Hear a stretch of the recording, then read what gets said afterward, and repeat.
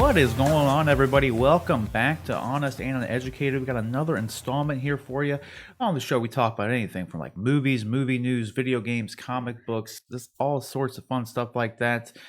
We got a lot of interesting, a lot of DC news came out this week. We got a lot of stuff, a lot of fun stuff to cover here. But joining me today to cover these things is none other than Rik Metz himself. How you doing today, Rik? Good. How are you? I'm doing great, man. Finally got the. I don't know if anybody noticed, but we finally got the PS5 set up. And we're streaming some of that. It's pretty cool. Streaming some Dark Souls. Looks pretty good. Looks pretty good. We also got John Knight here. How you doing today, John? I'm good, man. You guys doing well? Yeah. We're doing good, man. We're doing. Like I said, we finally had some technical difficulties on the stream. If anybody caught that on Friday, it Just was a little like bit. 1 hour of like fun. I didn't get them out in WoW like normal, and then we did the PS5 unboxing and all that was fun, and that was like the first hour, and then the second hour was just a bunch of IT troubleshooting problems because it just wouldn't work, and I kind of said in the little stream test we did earlier on Saturday that anybody who goes to have that issue, HDCP is turned on by default on the PS5, and if you have that, you have to go in and turn that off. Otherwise, your capture cards they won't work. So save you an hour worth of trouble if you're trying to do that. It's like, and of course, like most things, we spent like an hour trying to get everything working. Ended up calling the stream just because I didn't feel like wasting everybody's time essentially. And it was like 5 minutes after I ended the stream, and I figured everything out, and it was working fine. So just like most things, you know what I mean? Sure. So, but it is what it is. Let's get into these main topics here. And first, guys, don't forget, for one, you can submit topics and questions to us just by emailing at honestanduneducated@gmail.com. That's honestanduneducated@gmail.com. And if you haven't already, don't forget to like and subscribe to the channel and keep you up to date with anything coming out. And then also, I will be uploading, or I not will be, but I upload every episode of the show in podcast form. So if you don't have time to watch it on YouTube, you can pull it up on Spotify, Apple Podcast, whatever you use. It's all there, audio only edition. So go check that out. But let's get into this. Our first main topic here today. Kind of speaking back to, we talked about this, I think it was last week, that Wonder Woman 1984, well, essentially they were discussing whether or not it was going to be coming out in theaters or if it was going to go on HBO Max. There were some rumors that WB had been discussing just putting it right on HBO Max, or perhaps doing a limited run in theaters for like maybe only like a week or two and then putting on HBO Max. But news came out, Patty Jenkins herself has confirmed that it's not only coming to HBO Max, it's going to come to both. It's going to do in theaters and make HBO Max on the same day. So it's keeping the December 25th release date, but it's also going to be in theaters and on HBO Max, which is interesting because normally, like these are what does everybody say anymore with the times we're in right now? Was it like troubling times? Trying times? Trying times, or Unprecedented unprecedented times. That's the one that always goes around. Interesting, yeah. Yeah, and I guess same. You could say the same for this because obviously, with the movie theaters have been hit pretty hard during the pandemic. Many of them some of them have never been open throughout this whole time period. Some of them open for a little bit. Some of them don't. Regardless of how much they've been open, they haven't had any movies to actually really play in them.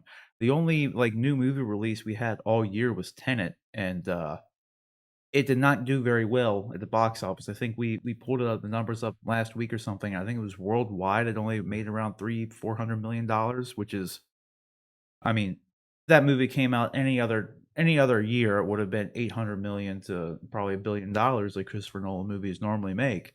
But again, these are unprecedented times, and normally it looks like the theatrical window is just being kind of thrown away at this point in time, and theaters unfortunately don't really have much they can do about it. I mean, at this point, they're in a place where they're kind of taking anything they can get, whether it's going to be a whole normal 3-month theatrical run or not, because I believe too, Cinemark has recently made a deal to shorten the theatrical window even further, just like AMC and Universal had made a deal a while back that allowed them to kind of pick and choose what movies would be just how long they'd be in the theaters and everything like that. But Cinemark and Regal have come in and they've essentially almost every theater at this point have had to make some sacrifices, and they've been making deals with the studios to shorten this theatrical window. So we're getting to a time here that soon enough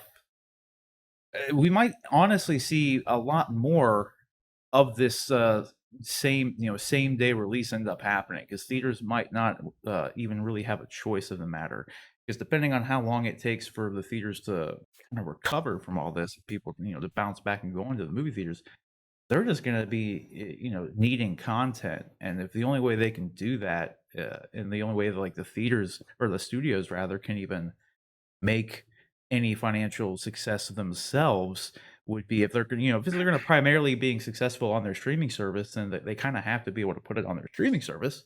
Yeah. But then the theaters obviously aren't going to be successful with them going on the theater service. But it's like a lose-lose and a win-win. It's like really that's the only thing they got. But what do you guys think? I could probably drone on about this forever.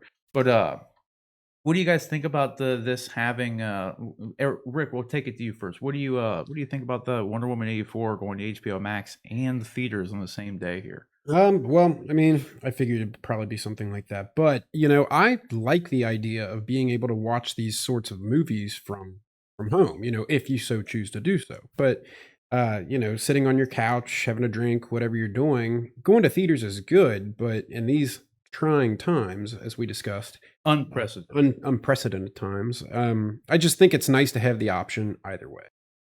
Yeah, I mean, I think for right now, the times we're in right now, I mean, it's like what other choice do you have? Yeah. Like especially because even if you can go to the theaters, there's a lot of people kind of like myself where even though the theaters are doing everything they possibly can to keep everything safe, social distancing, whatever, it's still a matter of like a personal choice whether or not they want to even put themselves at risk. If you want to put Yeah. yourself at risk to potentially be exposed, and especially with the numbers and cases like pretty much worse now than they were ever in the United States. Oh, they get worse every day. Yeah, so it's kind of Yeah. I think with this, the only thing that is probably like with Wonder Woman 84 going to HBO Max, the only kind of downside with it is HBO Max is only available right now in US territories.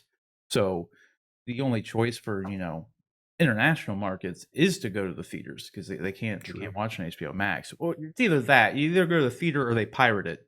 One of the two. Like, Yeah. so yeah. what do you think, John? Because I know you're definitely a theater goer. You like the movie theater experience, So what do you think about this? What it means going forward? Yeah, that's almost an understatement. I'm really torn. I mean, there's the comic book nerd in me that is ecstatic that it's coming out soon, and I'm going to get to see it because I've been waiting for this movie since basically the end credits rolled on the last one.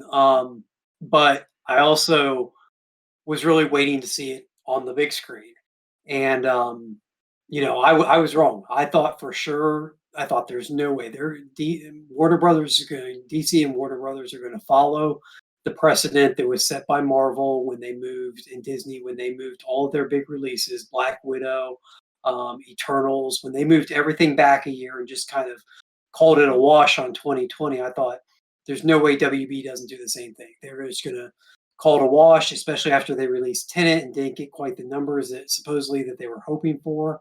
Um, and they didn't. They stuck to their guns and they've stuck to this December 25th release for it. And surprise, surprise, they're also going to release it streaming. Mhm. I'm trying to figure out in my head financially how this works for them. We had talked a few weeks back on one of the streams about the numbers for WB and HBO Max, and it seems like their numbers were about half of what Disney. I think we said they were about 30 million subscribers, and Disney I think is somewhere in the 60 to 70 million, and they're both trailing behind Netflix, which is pushing the 200 million mark at this point. So maybe this is a preemptive strike to try and close that gap with Disney, let alone Netflix on WB's part. It you know it definitely bucks the model that Disney tried with the Mulan release with charging a premium. I mean, this is quite possibly Warner Brothers' biggest movie release of this year, and they're putting it at no additional cost onto their streaming service. I would think at least for that month, it will drive quite a few subscribers. I mean, I can't see a family that would have spent, you know, $50, $60 to go see it in a theater balk at paying $15 for the month-long subscription to HBO Max to get to see Wonder Woman at home. Yeah. And having all that Um, other stuff with that too. Yeah, and Sure. that's their hope, because I think the biggest thing here moving forward too, because there's been a lot of talk too about how recently, and we should be knowing more about where they're going, but Disney's overall shift into prioritizing the streaming service over more Sure. than Yeah. becoming a direct to consumer thing. They had an announcement about that like a month or so ago, saying that that's essentially going to be their primary focus, is putting everything on Disney Plus.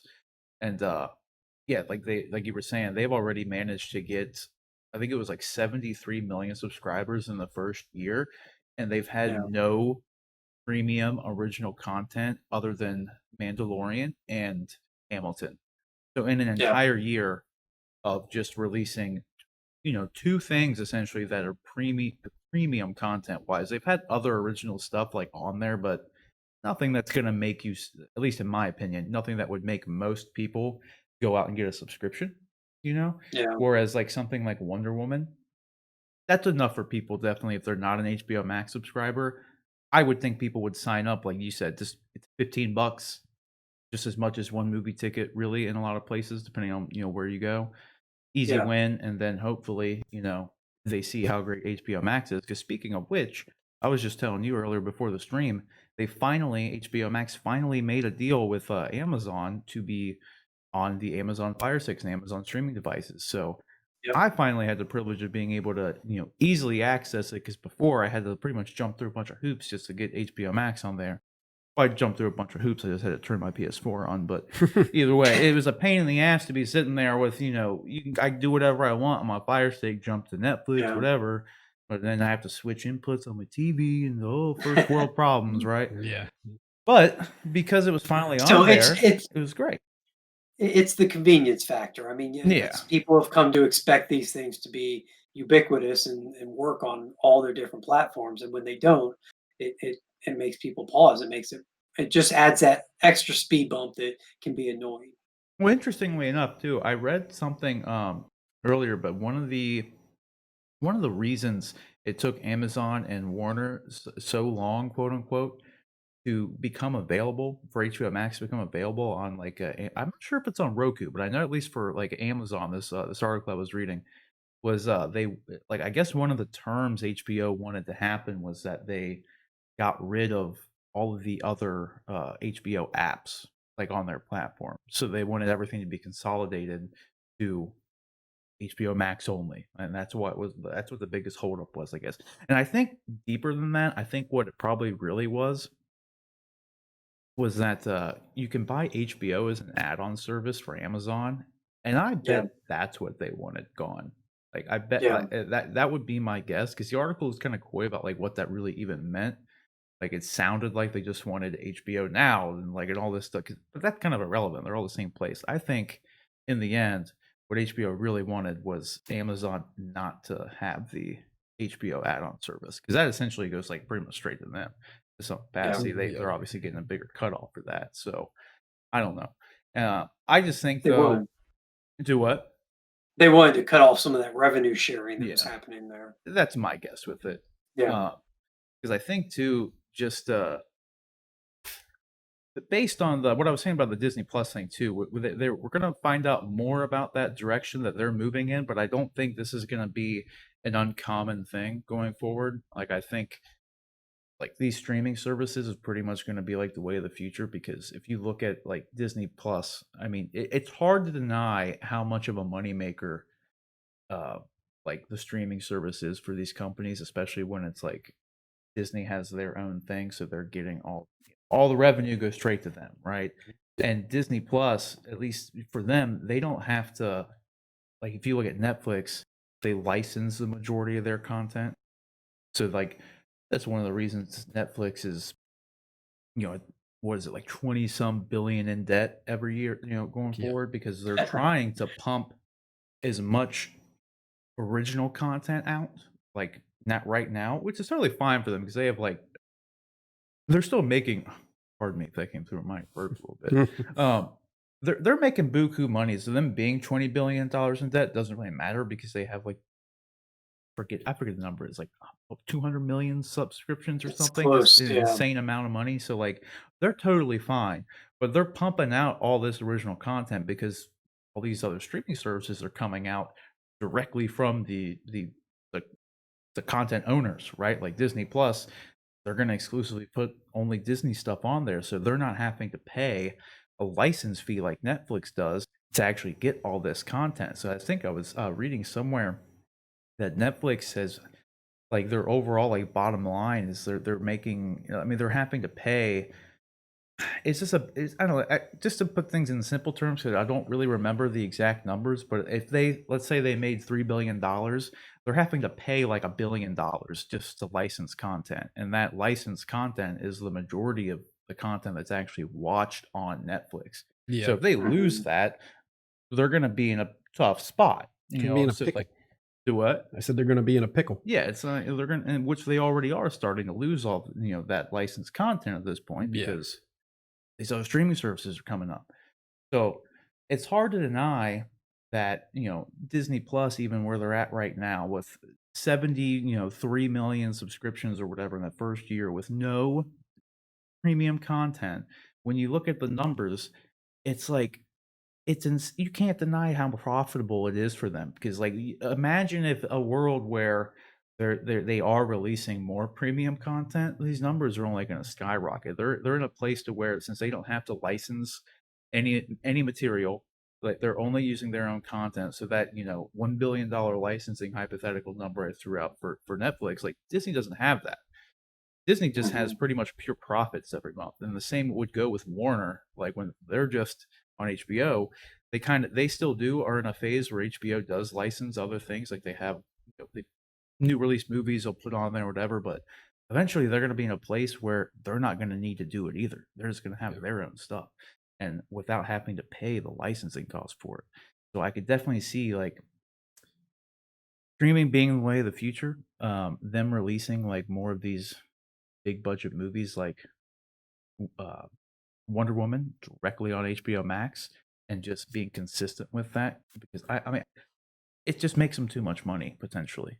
Like, Well, and that's the flip side of the coin that I was, that's the reason I'm a little torn about this whole decision by Warner Brothers to release Wonder Woman this way. I was talking with somebody and I told him I may not watch Wonder Woman on Christmas Day. I mean, normally I don't miss the opening, the first showing of a big movie like this, of a comic book movie. But my first opportunity to see this is going to be on the streaming service on Christmas Day, and I may not see it then. I may wait a day or two and check the theaters and see if I feel comfortable with the number of people that are going to be in my local theater for a showing, and go see it in the theater first, because, to be honest, that's the experience I want first on my first viewing for these movies. I like being able to see them on the big screen. I like being able to get the immersive sound. Yeah, I the mean, premium sound.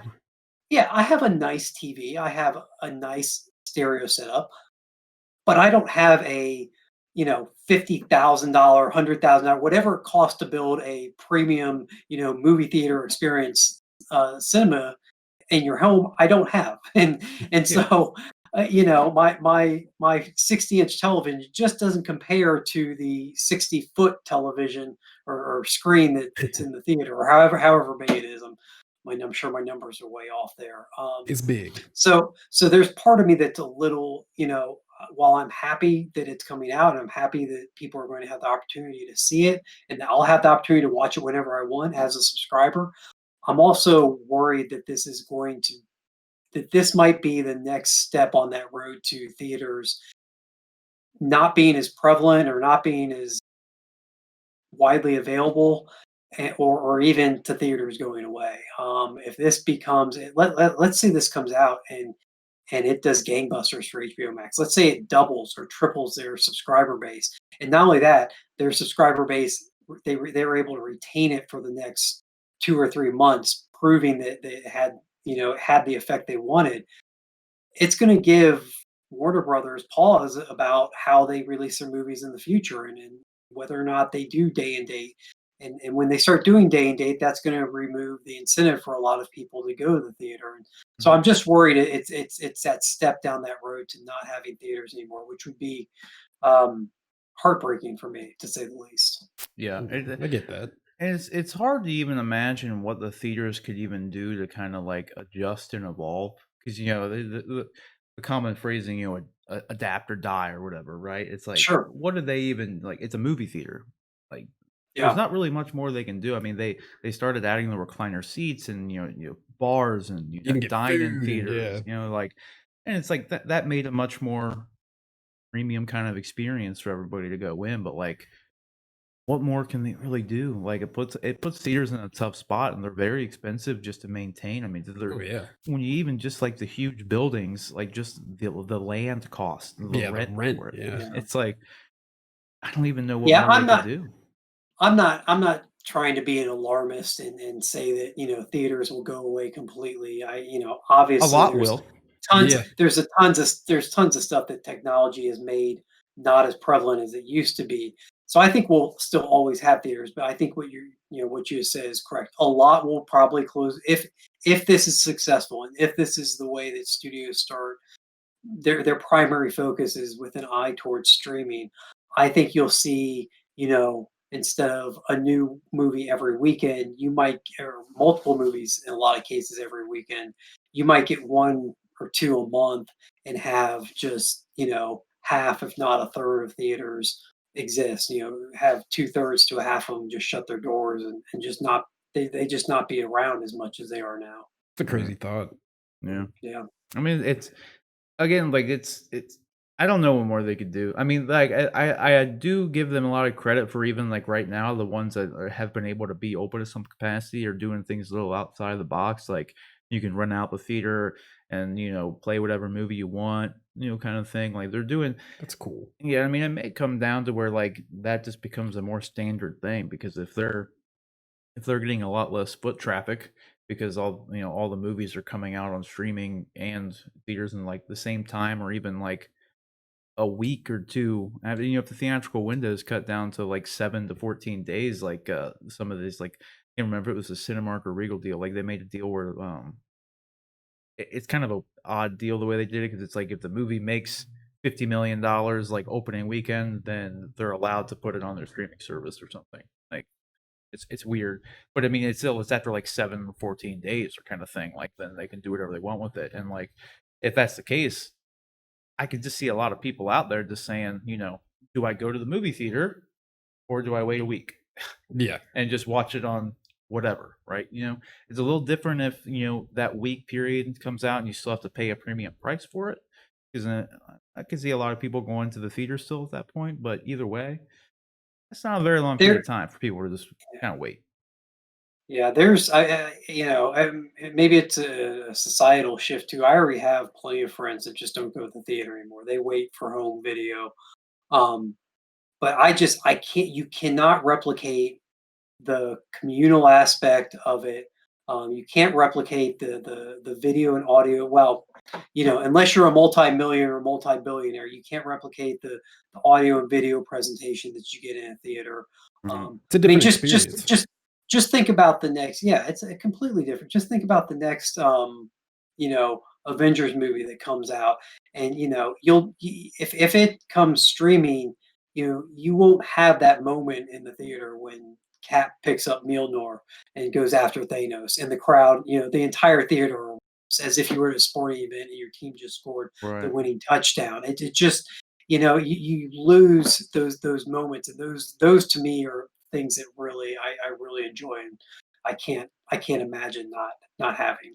I think the other downside too, before we move on here, with that, the communal experience is like what a lot of people who prefer the movie going experience, like realistically, it is about that experience, right? Having you and it's just the sporting reference is a good example Yeah. because that's how it is. It's like you're in a stadium there, and your team wins. That when that thing stuff happens, being a part of that shared experience is what makes it like special for a lot of people.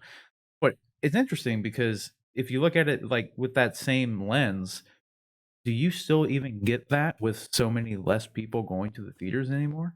Like, That's you true. know what I mean? Like that communal experience, even if theaters like are remained With open, social you go right distancing. now, yeah, with social distancing and all this happening, and if less people are going, you have like a half empty theater. Is it still even the same at that point? Like, That's true. No, you're exactly right. It is muted. It's not doesn't have quite the same effect. I guess my thinking is that we are hopefully, knock on wood, getting towards the end of this segment, this period in history where there are reduced numbers. And hopefully, we'll have the vaccine, and hopefully, 6 months or a year from now, Things will be normal. Mhm. people will, yeah, they'll be back to some state of normal. So Yeah. we'll see. That's what the only problem there I see is the with the streaming services if those numbers never come back up. If you're able Yeah, to wait a week, people probably is going to wait a week. That's so sure. theaters might remain open in a lot of places, but that communal experience might be dead regardless. But Yeah. if no Yeah. one's going to theaters, so that kind of sucks. So but anyways, guys, I guess the most exciting news or the happy news with it all is that Wonder Woman is coming out on December 25th still, so that's still a big thing that we're getting, this year in 2020. So that's good. It comes at the end of the year, so I'm looking forward to seeing the movie. Obviously, though, like we said, these day and day releases, we've been saying it, on the show for months now that it's not the greatest thing for theaters, and they're already, these are trying times. These are unprecedented times, after all. So I don't know what do you guys think about this? Do you think it's just more, just generally a good thing that the movie's coming out in general, or are you kind of pessimistic in a lot of ways, like we are, or hesitant, I guess, just because it just smells like doom, I guess you could say, for the theater industry even further. So, whatever you guys think, let us know down in the comment section below. All right, everybody. So, our next topic here, our second main topic, keeps us in the world of DC and in the world of HBO Max because recently we just had the latest trailer of the Snyder Cut of Justice League come out, which the trailer itself wasn't. It was a lot of the same footage we already saw, but it's more of just like an extended look at the kind of the teaser that came out a while ago with Leonard Cohen's Hallelujah and everything. It was just like a 2.5 minute version of that same trailer with a couple new shots here and there, but it wasn't anything that like blew my socks off. I mean, I'm already excited for the movie. Can't wait to see it. So whatever. More interestingly, though, in my opinion at least, I don't know if you guys have seen this yet, but they got a shot of this new concept look at the dark side in his armor. It was released, which that's what I've been waiting to see this entire time. Because I mean, in the shot of Darkseid in the trailer is still that same like flashback shot of him coming, and fighting the Amazons and the Greek gods and all them, the lanterns there, just in the past before he put on the mantle of Darkseid, Yeah. and so I've been waiting and waiting, waiting to see what Zack Snyder's actual like true interpretation, quote unquote, of Darkseid was, and this really excited me because this is why Darkseid's like my favorite DC villain, dude. Like aside from the Joker, like this is my dude. So what do you guys think of the what did you guys think of the trailer, and then what do you think of this look at Darkseid here? I thought it was the trailer looked good. Like you said, it's not a lot of new footage or anything like that, but the dark side picture, it's good stuff. Primo, dude. Yeah, primo. The Primo. the eyes bloom with the Omega effect is, I mean, that's I've seen some cool, obviously, artist rendering of Darkseid over my comic book reading career, and that right there encapsulates a lot of those really cool images. The only thing maybe, and I don't know, maybe they tried it and maybe it didn't work, would be if you had like the little steam trails or the little uh, Oh red yeah, effects coming out of the eyes at the same Right. time. But regardless, it still looks phenomenal. I also really like the Omega symbol kind of carved into his chest piece there, or at least the outlining the gold. chest piece. I think it looks very, very slick. I'm makes me really excited to see. Again, double-edged sword here. I'm really excited to see it. I'm also kind of apprehensive because I'm worried that this is going to be we're going to get a shot that's about as long as looking at this picture of him in I this know. armor, and then it's going to cut to black because that's going to be the end of the movie, and we're going to I'll have to sit and pray and cross our fingers and do whatever we have to do another release the Snyder Cut petition online Yeah. to get the second part of this story. So Right. So hopefully, though, kind of like we were saying before, with the Wonder Woman topic, if it's able to bump up them subscription numbers in a lot of yeah, ways, and the same applies if the Snyder Cut comes out and they just get a flood of subscriptions come in for HBO Max and it's well received and yada yada yada, maybe that hope is alive.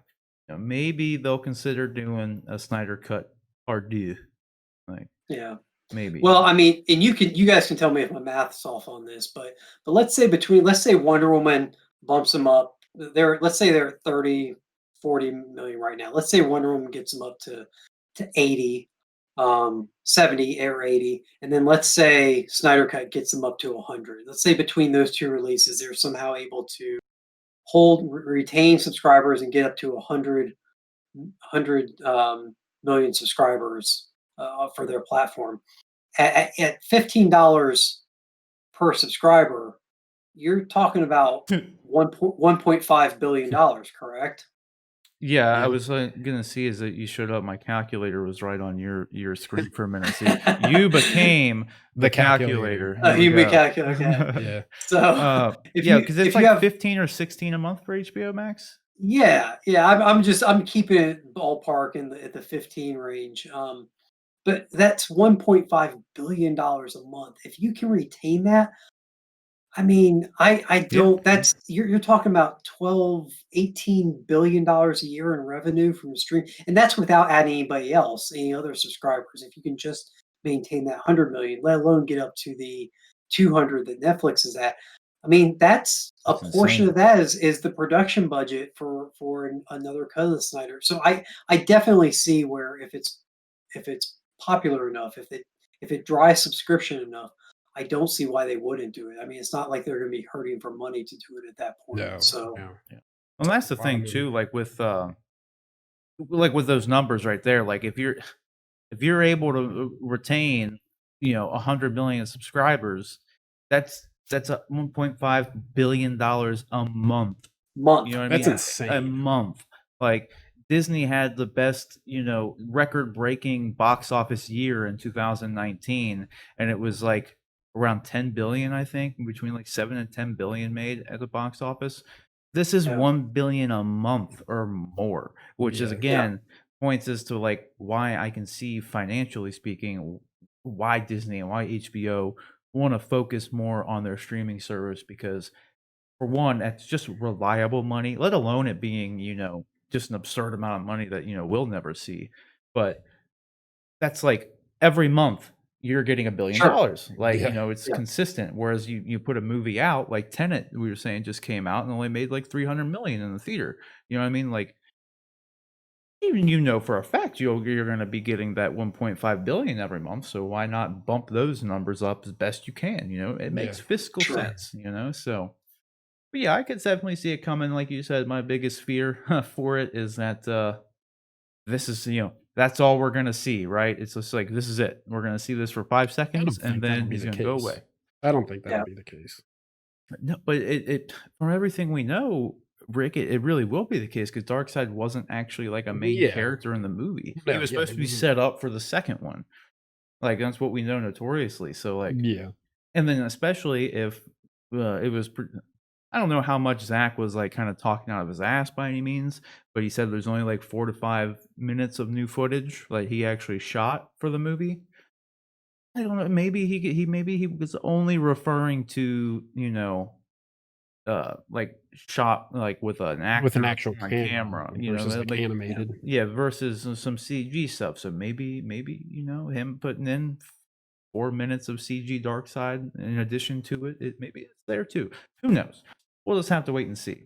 I don't know. I'm excited to see just more Dark Side in general, like any way I can. So That's all. That's all I'm at with that. And then we got another picture from the Snyder Cut came out from Joe Manganiello, Deathstroke Oh, yeah. himself, released him picture of him on set there looking just savage as a motherfucker. Oh, Like, yeah. just looking great. Rocking Like, that he looks- mohawk now, too. Yeah, rocking the mohawk with his new hairdo. Because previously, he was what he looked like at the end of. He looks like a Justice nerd League. compared to the new picture there. I know he does. He just look. It's completely different. Ironically, it's like black and white. You know what I mean? It's quite literally. Yeah, it's literally though. But yeah, he looks great. And I don't know. I was telling you, Rick, when we were talking about this shot when I was first showing you, like, I don't know how much I really care about the mohawk or care for it. Yeah, it doesn't look bad. I don't think it hurts it, and I don't think it helps it. Like, I think it's a. I think You have to see it when it's like, when you actually see it outside of like a picture. yeah. I mean, the way he looked in the end of Justice League there in that other picture, that's like the your classical Slade Wilson Yeah. look. Yeah. The mohawk, I don't like I said, I don't know if it's better or worse. He looks great with it in this picture, but I don't know. It looks fine. I think it looks good.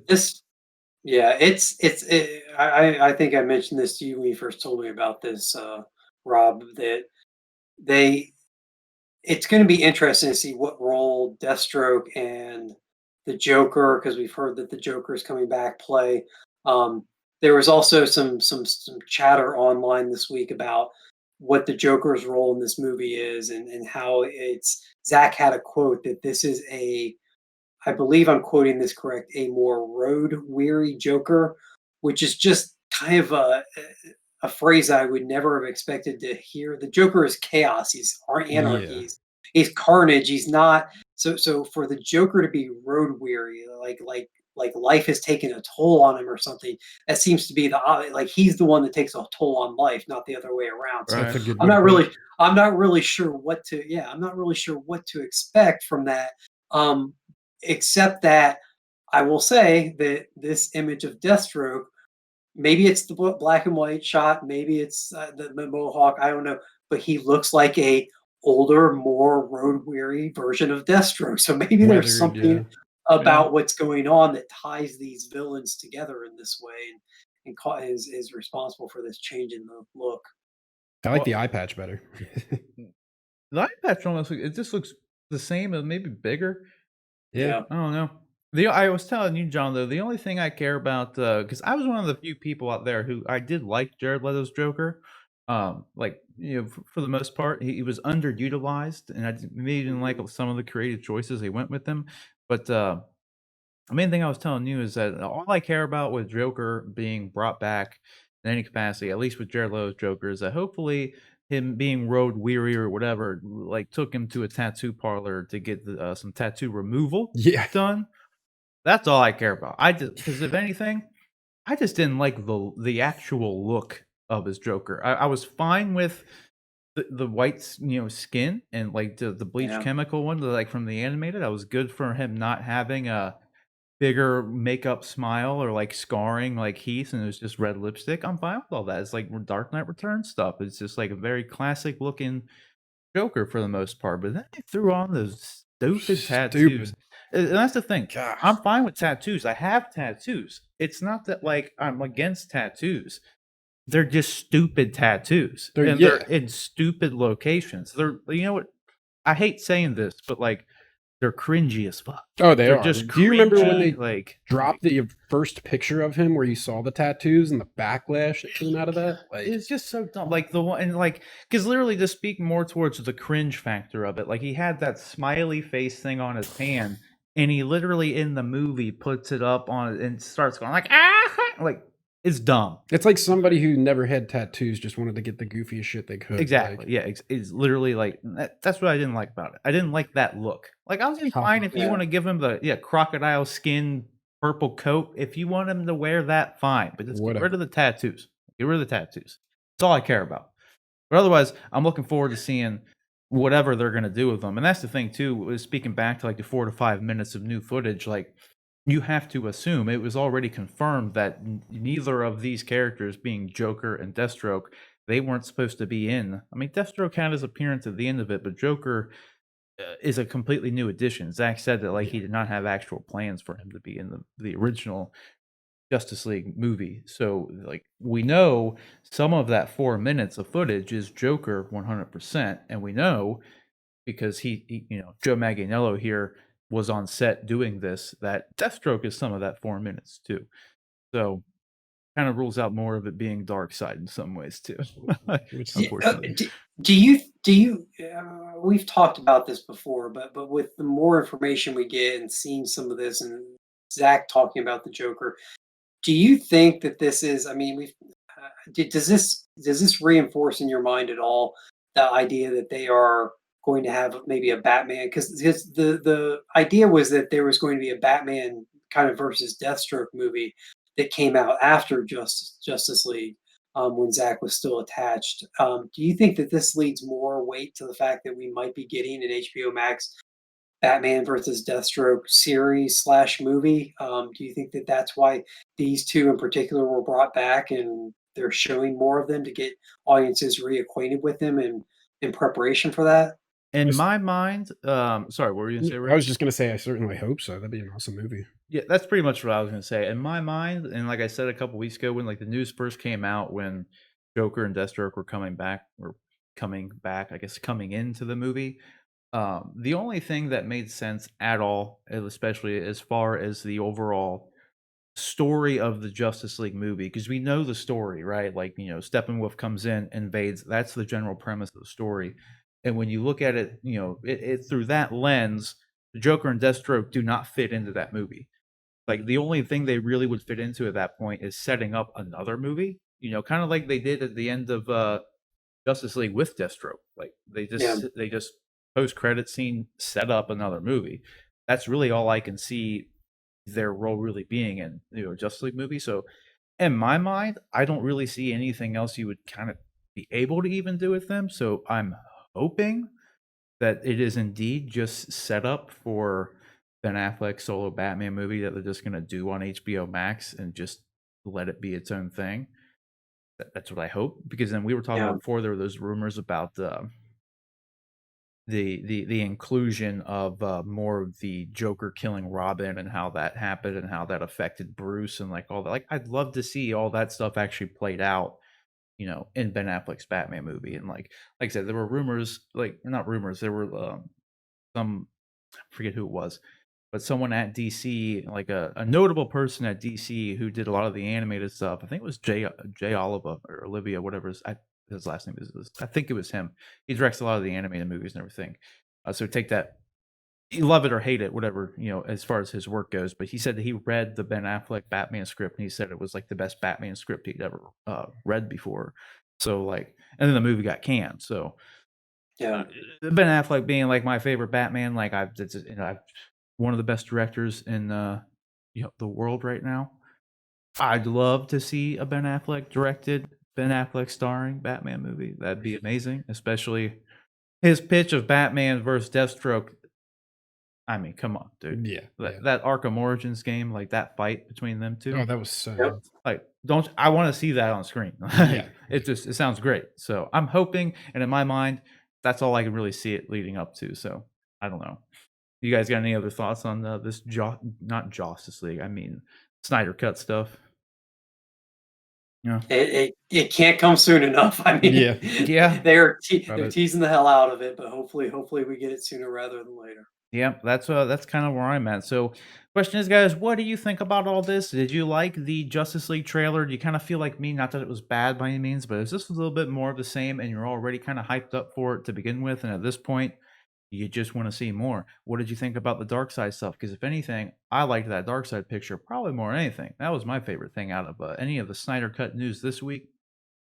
That dark side shot did it for me. So whatever it was for you, what did it for you with the Snyder Cut stuff this week? Let us know down in the comment section below. All right, everybody. So our third main topic here today is still in the world of HBO Max and of DC, actually. So this is our three topics of DC movie news here. I guess you could say this is we could cut out this whole segment, just call it DC movie news of the week, essentially. But this was an interesting story, and I don't know, and I don't believe it was reported by like Deadline or what I would like Hollywood Reporter, which would things I would consider to be a highly reputable source. But I don't think this is really a like unreputable source by any means, but it was an interesting rumor. I just wanted to kind of talk about it briefly here, and that is that the Green Arrow is supposedly being rebooted to some extent and being included into the James Gunn Peacemaker, John Cena's Suicide Squad spin-off series that's being filmed at HBO Max. So it's also, not only was it like 3 DC topics, it was 3 HBO Max topics too. So we are just marketing the hell out of HBO Max right now. So anyway, this topic though is kind of interesting because they say that it was going to be more closely related to the comic rendition of Green Arrow, so just less, I guess, less dark. Unless somehow, I guess you could say that Stephen Amell's Green Arrow was darker than pretty how he dark. was in the comics, but I don't know. It kind of like the Arrow show and the way Oliver was portrayed was real wavy. So like it was first couple seasons, I would say maybe it was a little bit of a darker take, but I mean, in the end, I feel like it really wasn't too different. He was less quippy. I'll give it that. Like a Green Arrow had notably been a little bit more quippier, I guess, but he was never really as quippy as like Flash or like Hal, kind of thing. So I don't know, but it's interesting if they're going to be including him in any capacity or not, because like I said, there hasn't been any confirmation, at least as far as I'm aware, from any reputable sources or from like HBO Max or James Gunn themselves. So take it with a grain of salt, but I find it interesting that they would bring him in, and it does kind of make sense that Green Arrow would be a good, you know, upstanding superhero to be in like the Peacemaker show. It makes sense because you wouldn't want like Superman would be a little bit overkill for Peacemaker. Wonder Woman a little bit overkill. Batman got better things to do than deal with Peacemaker. Yeah. So I guess Green Arrow definitely fits there. So the only thing that also kind of has me weary about it in some ways is that I know there was due to the pandemic and everything that's going on right now, obviously a lot of the CW shows had just kind of come to a halt in their production and everything. And there was I think it was when Steven was on Inside of You with Michael Rosenbaum, he actually told him that he had recently spoken to Greg Berlanti, who was like the producer and everything of all the CW Arrowverse shows, and he said that he would essentially come back and shoot something as Oliver again if they needed him to, because he lives in Vancouver, like he lives where they Mhm. shoot all these shows. So he was just kind of saying like, if you guys like need to put something on television, because right now since they shoot all this stuff in Canada, it's kind of hard to get people in the US into Canada and like actually get a show done with all the quarantining and everything that has to happen. So Steven was just, he said, like, I'm here. If you guys need Oliver to come back, if we can make it work, I'll do something for you. So again, something that kind of in some ways, contradicts it is I don't know why they would bring a new Arrow in if somehow Arrow is still around in some ways on this, but at the same time, there's a cyborg in Doom Patrol and Doom Patrol, Doom Patrol. There is a cyborg in Doom Patrol, and there's a cyborg in Zack Snyder's Justice League, and same with there's Ezra Miller Flash. So I mean, DC has definitely been a little bit more lax on having their TV heroes and their movie heroes. There's a Superman on CW, so I mean, it's definitely possible. Definitely possible. But what do you guys think of Green Arrow potentially being rebooted in some capacity on HBO Max and making an appearance in the Peacemaker series? It surprises me that they're like rebooting it so quickly because it wasn't that long ago, was it? That it was on the Yeah, CW. it was just last year. I think. Last year, yeah. So that's a pretty quick, really jumping the gun there. Yeah. Yeah, I'm shocked. I'm right there with you.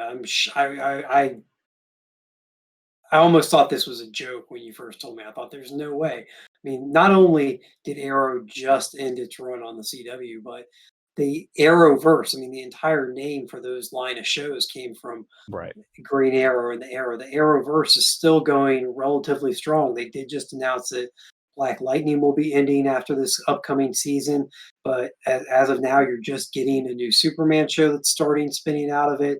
Supergirl is ending after this season, but the Flash is still going. There are some other shows that might be in the works still coming from that. So the idea that they would relaunch Green Arrow is shocking. But then you're exactly right.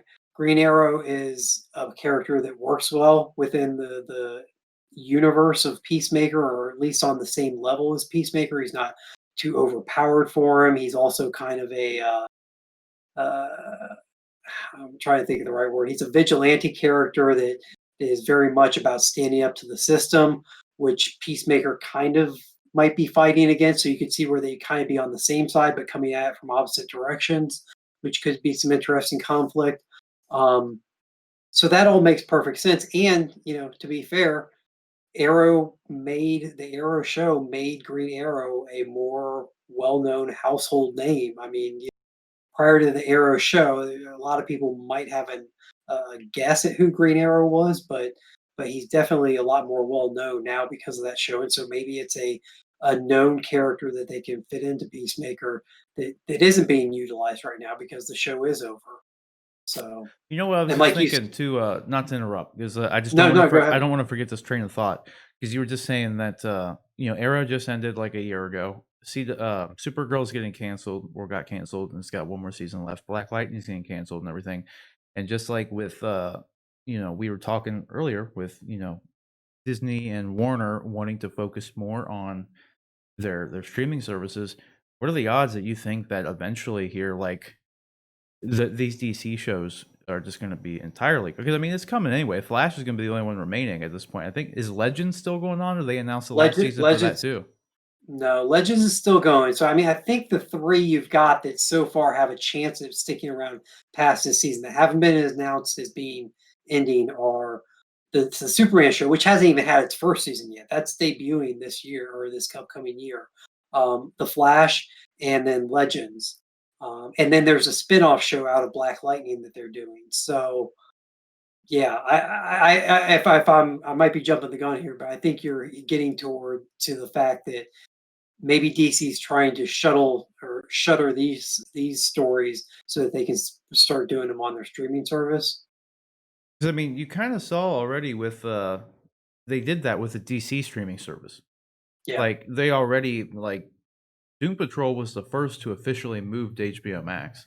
Then Titans was just finally confirmed, but I mean, we knew it was going to happen because just they shut down the DC streaming service essentially. Well, converted it to just sure. comics, like we Yeah. were saying they would probably end up doing. So like they already were shifting their stuff over to HBO Max anyway. So I mean, I could just see with the CW stuff. In some ways too, I think the viewership is kind of dying with it all, and I don't know if like if Arrow leaving, if Stephen Amell's Arrow coming to an end had any effect on that. But I mean, I stopped watching these shows like 2 years ago, not because they were like bad or didn't like them anymore. Really, it was just kind of like, I don't know. It felt like more the same with a lot of them, in all honesty. So it's not like they were bad, but they didn't really keep me hooked. After like a couple seasons of it, like it just kind of got boring to some degree. But then I also had like just so much content out there that I had to Sure. make some cuts. And the CW shows, they didn't make the cut. All right, they just didn't make the Yeah. cut. Yeah. So I don't know. I could definitely see it being. I could just see DC wanting to focus more on, if they're utilizing HBO Max. I just could see them doing it with these kind of shows too. Like, because it's just, if Yeah. they're not bringing in the viewership numbers they used to, then I mean, what's the point? If they could move it all to HBO Max and then get some more subscribers out of it, I feel like that's a better way to go. Even if it means rebooting everything in some capacity. Like, I don't think if like Flash comes to an end that they're just gonna make a Flash series by any means. But you never know. I don't know. We see. I just, when you were saying all the shows were getting canceled, just made me think like, huh, Yeah. yeah, maybe it's No, possible. I've definitely kept that in the back of my head that they are trying to consolidate everything into over to HBO Max. So Yeah. I we'll mean, it makes see. sense. And like, Stargirl is the other show that just started this past season. It's still going oh yeah, on but that the was CW. technically supposed to be a DC show, and which I Sure. thought was odd too. That they didn't just go ahead and decide to put that on HBO Max. I guess if anything, that shows that I don't think probably not going to go on very long. It'll probably get canceled as well. 'Cause Yeah. if it was something they had more faith in my opinion, they'd move it to HBO Max like they Yeah. did Doom Patrol, like they did. Maybe it's just because the marketing's different and it would fit better as a CW show. Like, I don't know. Maybe I mean, I could see that too, where it's just like, this fits better here, but at the same time, Yeah. you want to get more subscribers. So, like, I mean, I don't really actually find that as a viable option because, I mean, HBO has such a mix of content. They have a ton of different things on there. There's animated stuff, there's sitcoms. I mean, everything's there. So, Stargirl would have been fine there too. So, I don't know. I feel like the rest of the shows on the CW for DC wise are pretty much all going to be pretty short lived. I'm actually kind of shocked now that I'm thinking about it that of all the places to pick up Lucifer, Netflix did as opposed to like HBO. Yeah. Like I'm surprised to begin That is with when weird. Lucifer went on Fox for its original program. And I was like, why is this not just coming on, CW or DC or something, the DC app or something? But I was kind of shocked that the Lucifer didn't get picked up by HBO Max to keep going. Felt like it made a lot more sense, and they could do a little bit more on HBO Max. I feel like, but they can with Netflix now too. But Yeah. alas. I don't know, guys. The question is, what do you guys think about this? I'm not suggesting by any means that one, this story is true, but by two, if it is true, I'm definitely not saying that they're going to be making a whole new Green Arrow series on HBO. I doubt that would be the case, but anything is possible. Again, these are unprecedented times, so you never know. And if if the show kicks off and they like, if there's a new Arrow on the Peacemaker show and everybody loves him, kind of just like Peacemaker and the Suicide Squad movie, it turned out to be really good, so they decided to give him his own show. It's definitely the realm of possibilities that there could be a new Green Arrow show eventually. So I don't know. Whatever you guys think about this story, you let us know down in the comments section below. All right, everybody. So our next topic here is our final shilling out for HBO Max. Okay, it's the final one, I promise. But yeah, there's obviously been a lot of news and a lot of yammering for probably the last year or so about The Last of Us. So based on the Sony video game and everything, Last of Us and Last of Us Part 2 and blah blah blah. There's been a lot of yammering about there being a series coming to HBO, and now it has been official.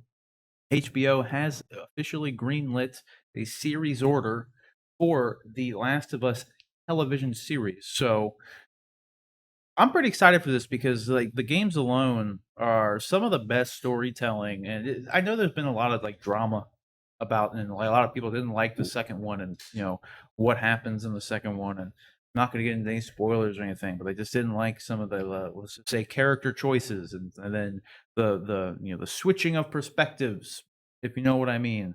They didn't like that, and I get all that, but as far as storytelling goes, these Naughty Dog did a good job with them, especially the first one, in my opinion. What I thought was just it was told very well. It has a very, very gripping intro.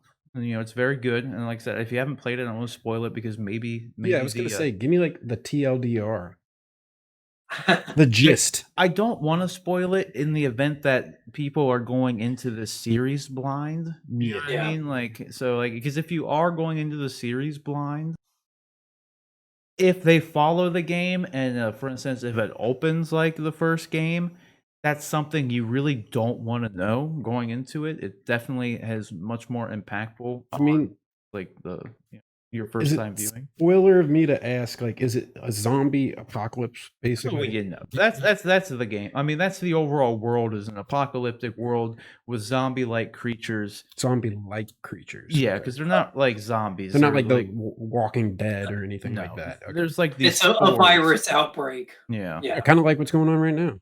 Yeah, kind of, yeah, in some ways. But there's like these spores that came from like mushrooms or something that it was essentially like a parasitic kind of thing almost in some ways. Like it infects everybody, and then they turn into more monster-looking things than zombies. So they're like violent, and they've got a I get. They're a lot scarier than the zombies in Walking Dead. I mean, the zombies in Walking Dead are a goddamn joke. They really are. Like they're not even like the main problem of the show. They're not like and that's kind of like the whole point. I feel like a lot of people who like dog on The Walking Dead kind of miss the point of The Walking Dead because it is supposed to be more about the human element. Yeah, that's kind of what the drama that ensues in that sort of situation. Living in that post-apocalyptic world, it's like the humans are the real bad guys. That's what actually happens. Kind of like in real life, in all honesty. True. But yeah, those zombies are kind of like war. What is it? World War Z. They had some good zombies, dude. Those things were nuts. Yeah, those things are sketchy. Those zombies you don't want to acting like piling up on each other like Yeah, ants, and they're fast, and Yeah. it's like Resident Evil kind of stuff. Like not the movies, it's like the games, where they have like their different tiers of zombies, but Yeah, The that Walking was Dead were fun. always zombies that you could kill with low level gear in a You game. could use a shovel and just Yeah, like, they were never a big threat unless you were just like completely overrun by them, But they're so slow anyways. Like yeah, they call them walkers. walkers. They didn't have any. They didn't have any runners. Like We go. there was none. There were no big boss man zombies. It was just like No. there they are. Yeah, just dead people. Yeah, whatever. But Rick, I know you haven't had to play. You don't know much about the game, but what do you think about them making the series? Is it something that you'd be looking forward to with the limited knowledge that you have? Well, I mean, the whole zombie apocalypse thing is pretty common nowadays. There's a lot of like shows and movies that kind of go by that. But from what you're saying, like the idea that it's like kind of like the Resident Evil games, not the movies, that sounds interesting. Different like levels of That's a better things. way. It's more comparable to the Resident Evil games, and not even so much them. It's. I mean, kind of. It's not like The Walking Dead. I think it'll be more interesting than The Walking Dead, because I lost hope It and is faith. more I mean, interesting. after like the first or second season, I was like, okay, I'm done. Yeah, my show started out strong, but it just kind of, I don't know, it got a little boring in the end, in my opinion. But as far as storytelling goes, though, like Rick, these games are some of the best storytelling just done in video games, pretty much ever. Yeah, I know So you and John were saying that, so that's pretty cool. Naughty Dog though, too. They made Crash Bandicoot. were they behind Yeah. that? Yeah, fun fact. They did. And those were fantastic. So Maybe we'll get one of those shows soon. I don't know what John, that would entail. What do you think about the news coming out about this? Well, this is like the most exciting news I think I've had all year. Right there. Well, not the right next to getting that first Batman trailer. The was first trailer for the Batman dropped. That was good. This is right up there in terms of excitement for me. Naughty Dog is I feel fairly confident they're my favorite video game publisher out there right now. They did the Uncharted series, which we talked about a few weeks ago with Tom Holland and the movie that they're making out of that, and then of course you've got The Last of Us. Um, you've already touched upon and mentioned it, but the opening segment to the first Last of Us game, the opening mission or the opening story part, is some of the most emotional and just hard hitting storytelling I've ever experienced. It doesn't matter if it was books, movies, TV shows, radio drama, you name it. It was just unreal the way they drew you into the story, and then the way that they let it play out, and the way I was emotionally wrapped up in what was going on. Um, and it's such a short segment too. It speaks volumes to their ability to tell and construct a story. And the same writer and lead that was responsible for the game is also going to be responsible for the show, which gives me just more confidence that this is going to be a great show. And while I agree with Rick, there's kind of a glut of zombie television shows out right now, or zombie themed entertainment out right now. I think that this can work because this is more about the characters and the story that they're telling, the setting, more so than the setting. And I really think that this is going to be. I hope it lives up to my very high expectations for it. But I think it's one of those situations where, as high as my expectations are, I may be setting the bar low for what they can accomplish with it, just because of how good the games are. I mean, if done well, I mean, the series has, like I said, just with this, how great the storytelling was in the games. I mean, as long as it's executed well, you have a really good blueprint. Yeah. So I mean, Yeah. it has Sounds like it has the outline and just the potential of being just another just amazing show. And I was gonna actually add, like kind of like you said, the creative director Neil Druckmann is attached to it, but like not only is like that good news, but they're working with the Chernobyl writer Greg Mazin. So I mean that's good because if you haven't watched Chernobyl's Chernobyl on HBO, fantastic. yeah, it was I an love it. amazing show. And then also another writer or executive producer by the name of Cheryl Strauss, who worked on Chernobyl and Game of Thrones. is working on the show. So I mean, it's and the president of Naughty Dog, Evan Wells. Like I mean, the talent behind the camera alone is just in the writers room for this thing and the creative team. Yeah. Like I said, the blueprint for the show is already there, but then so you bring in these just even the talent behind this creative department. I mean, it's just got the potential. It's got the potential to be the next Game of Thrones. And the way the story is honestly telling, the way the story is told, rather, kind of like how Game of Thrones is like, yeah, it's a fantasy thing. There's dragons and there's White Walkers and all that stuff, but it's a much more character-driven narrative. It's about the characters. It's the political stuff that's really gripping. Like in like the dragons and the fantasy stuff was kind of just like icing on the cake. And so the same kind of applies for The Last of Us, where the zombie stuff or the monster stuff is just kind of the icing on the cake, because the real meat of the franchise really is the character drama. So these talented people behind it, with the already great narrative in the games, like it's looking good to me so far. And we have nothing as far as casting goes, but I'm already pretty excited for it. So yeah, that's where I'm at with it. Yeah, the only thing I'm a little concerned with is how they break the story down. If they try and do like the entire game, the entire first game in the first season, and if they're not going to do that, they're going to try and extend the game or the story of the game out over multiple seasons. Do they get a commitment from HBO to do all that? Because if you only tell, I'm trying to think back and figure out how you break that first game Yeah. down to the point where Like where's you're season able one to end? exactly. And Right. if that is all you get is just the one season, is that enough to tell a complete story that doesn't leave it perpetually like whence the rest coming? If it hopefully Well, that's a non-issue. Hopefully the series comes out and it does well and we get a few multiple years of storytelling out of it.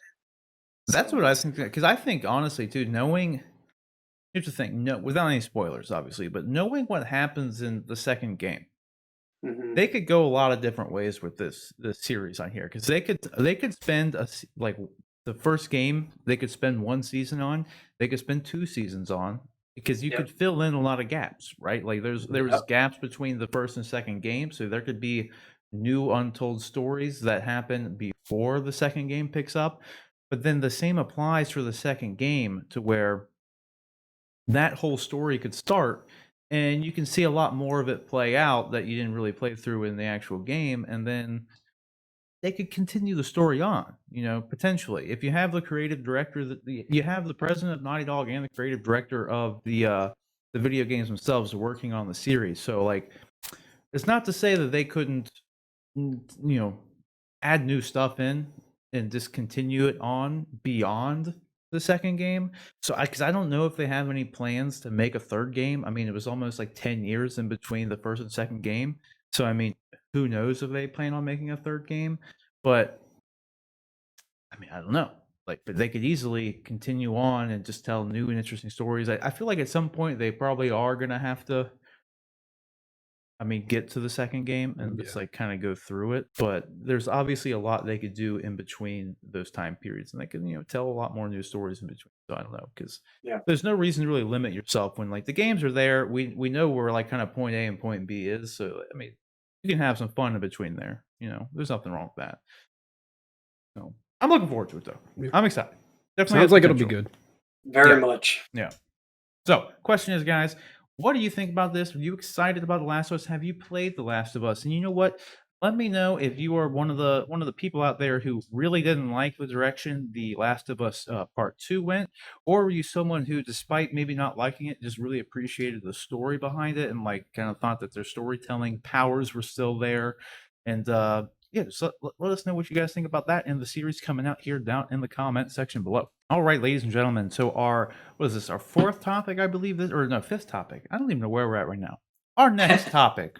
This is easier to say. Our next topic brings us into the world of the Marvel cinematic universe, perhaps, or just in the Marvel universe, perhaps. We don't really know yet for sure, but we're done chilling out for DC and HBO, so we're expecting those checks to be in the mail soon. So now we're switching courses to shill for Disney, and some good news finally came out. Not that there's been a lot of bad news by any means, but some good news finally in regards to the topic of Deadpool has finally surfaced to where they are indeed moving forward with a Deadpool 3 because it's kind of been up in the air and there hasn't been a lot of confirmation on it at all since Marvel or since Disney had the Fox merger and bought Fox, and then there was all these questions about, well, what's Deadpool going to do, because it's realistically it ended up becoming the most successful in some ways Fox Marvel franchise, kind of ever, and definitely the most successful R-rated comic book franchise really to this point. So I think between Deadpool 1 and Deadpool 2, they grossed about $1.5 billion. So I mean, as far as financially speaking, and well received, the Deadpool movies they're popping off. And so there were a lot of questions about, okay, well, now that Deadpool's with Disney, what does that mean? Are they going to PG-13 this dude up? Are they going to keep him R-rated? Are they going to just, forget about it overall? And we finally got a little bit of information about that. And it kind of comes out that, or turns out rather, that the Deadpool 3 film is in development, and the screenwriters behind it, who supposedly Ryan Reynolds approved the pitch for the script and everything himself. So that's always good, because I think of all the people who I would want to get final say and approval on Deadpool would be Ryan Reynolds. So that's because if Ryan Reynolds isn't on board in any capacity, the movie shouldn't be made. It's all Yeah. Ryan Reynolds. Yeah, I mean, he quite literally is Deadpool. He is Deadpool. He is the reason behind Deadpool even being successful. Like, the dude is the one who leaked that test footage. Like, we all know it, right? Like, hey, that's speculation. Yeah. Mhm. We don't know for sure. You know how But Ryan we kind Reynolds of do. is. Like, Yeah. Wink, wink. Yeah. Mhm. So he should definitely 100% give final say in anything that happens with Deadpool. And I think everyone's on board with that. One of the few cases where the actor absolutely should have full control over something. Well, Like, normally you don't want that. It's bad news. But not for this. This is its own thing. So the writers are, I think it was the writers for Bob's Burgers, which isn't a show that I watch by any means. no. But I know it's really popular with a lot of people, and a lot of times I trust the masses' opinions sometimes, and like with something like this, I feel like their sensibilities would probably work for Deadpool in some way, so it makes sense. And they did tweet out this little picture with him with Deadpool's swords on his back to kind of confirm, which I thought was That's funny. Yeah. So with that too, we have another report here saying that it is still supposedly going to be R-rated. At least it's potentially being written as R-rated. Whether or not, I mean, we'll just have to wait and see whether or not what Disney really intends on doing with it. Like, because I mean, they could release it under the 20th Century banner and not the MCU banner and the Disney banner, which would be the best way to go, in my opinion. Is keep Deadpool kind of out there on his own and let him do his thing, much like he did at Fox for the most part.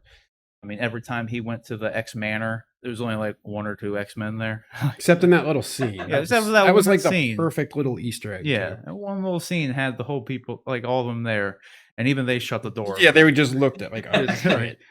not here. Like, No. yeah, so this is good news to me. I'm still, in the end, I think the $1 million question is he going to be the MCU or not? That's the biggest thing. So, but what do you got? What is your guys' take on this? Well, Rick, what do you think? I, for one, love Deadpool. Those are the movies, like, I guess, I don't know if you consider it a superhero movie, but kind of.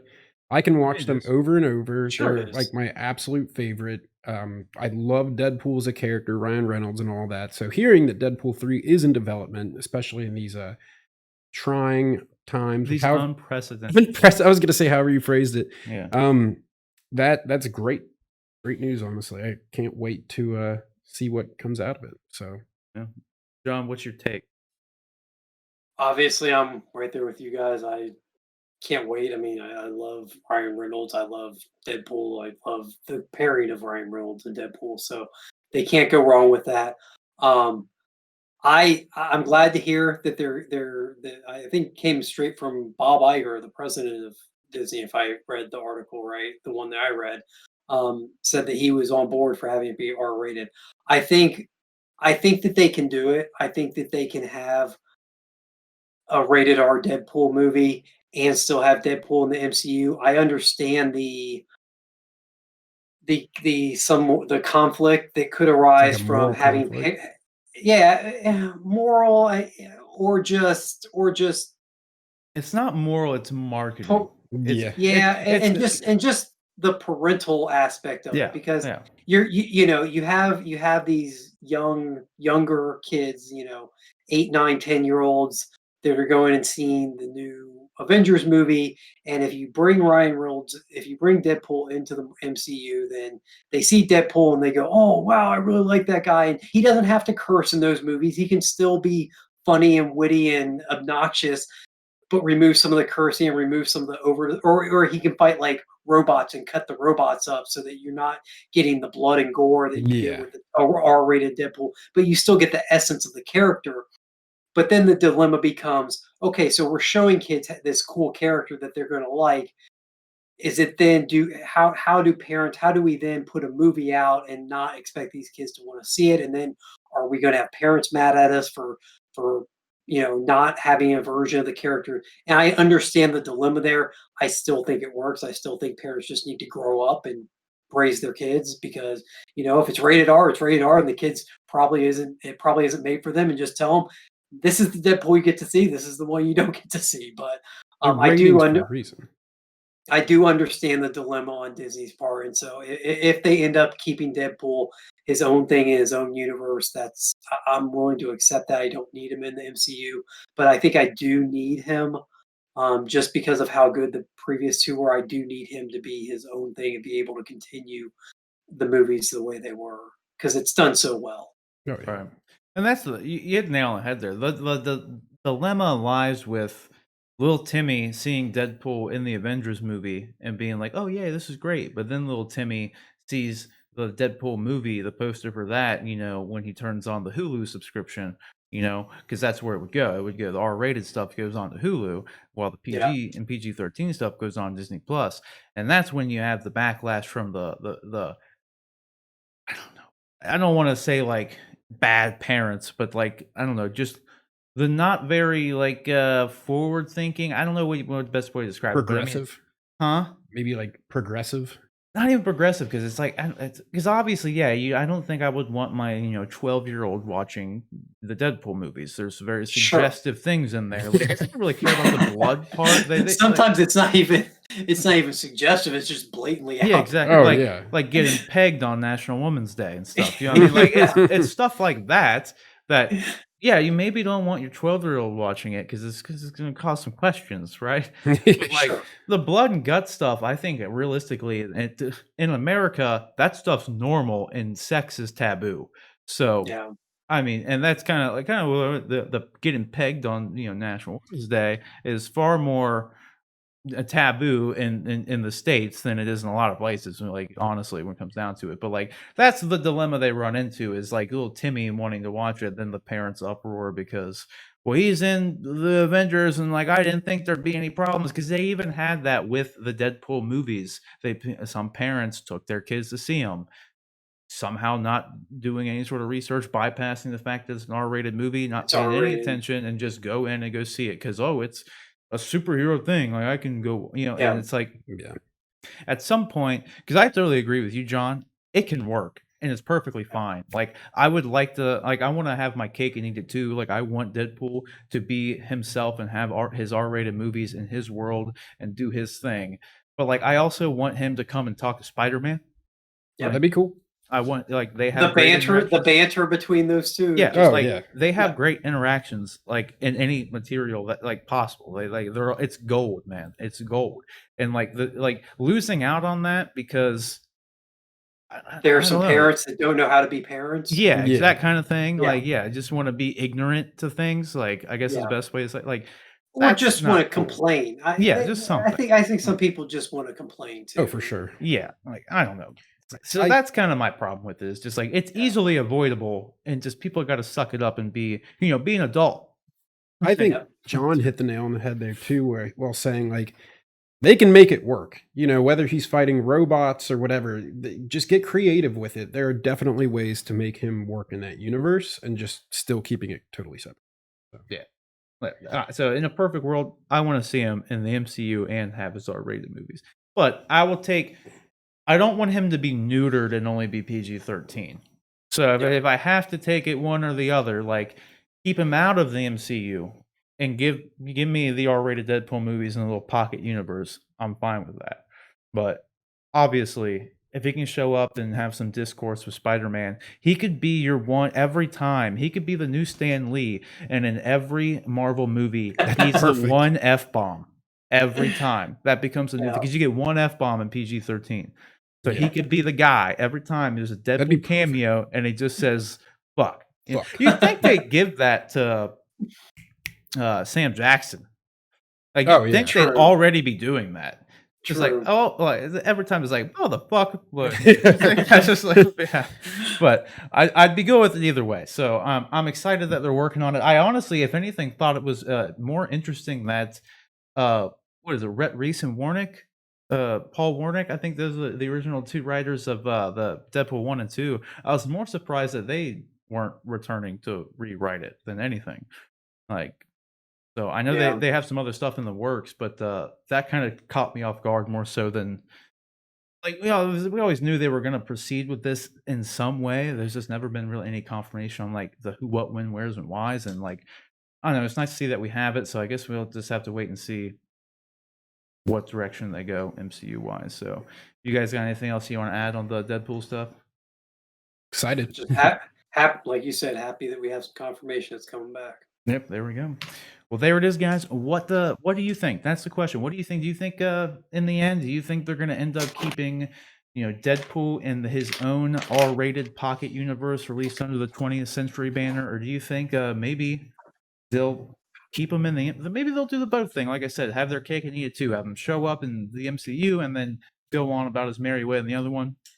Let us know what you think's going to happen, and let us know what you want to happen down in the comment section below. All right, guys. So our penultimate topic here before we get into our Mandalorian season 2, episode 4 spoiler review that is coming up after this topic. So, if anything, too, I don't know. We might do a spoiler-free quick thoughts and then go into the spoiler review. But either way, that's the story for our ultimate topic, our last topic. But our penultimate topic here is that we spoke about this last week where Marvel came out and said that they are not going to be digitally replacing Chadwick Boseman as Black Panther.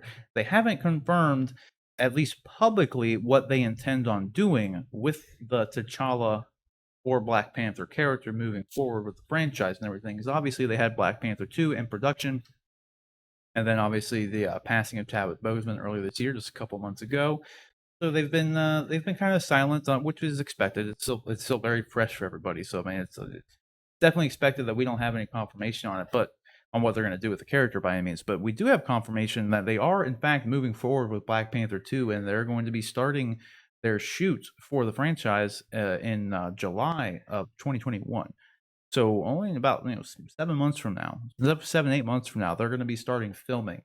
So what I think was interesting about this was just because of the story that we had last week, where the producer came out and said, like, no, we're not digitally replacing him. Like, Chadwick is Chadwick. Like, we're not doing that. They kind of confirmed that they didn't know what they were going to do. But I feel like this story, I think it says contrary. I think there's a chance that they probably already have their Black Panther, the replacement, probably picked out. They probably know exactly who it's going to be. Whether or not it's going to be T'Challa or not, I think it should be T'Challa, because T'Challa is just too important of a character for them just to, I don't know, just replace off screen. I don't know. I feel like it does no justice to Not the having character. like a new Black Panther. Yeah, I don't want them to do that, because you could just have Winston Duke come in, M'Baku come in and just be Black Panther, because it would make sense, because he almost beat T'Challa in Black Panther 1 anyway. So it would make sense for him just to take on the mantle. But in my mind, T'Challa himself is just too important of a character to just not have him there anymore.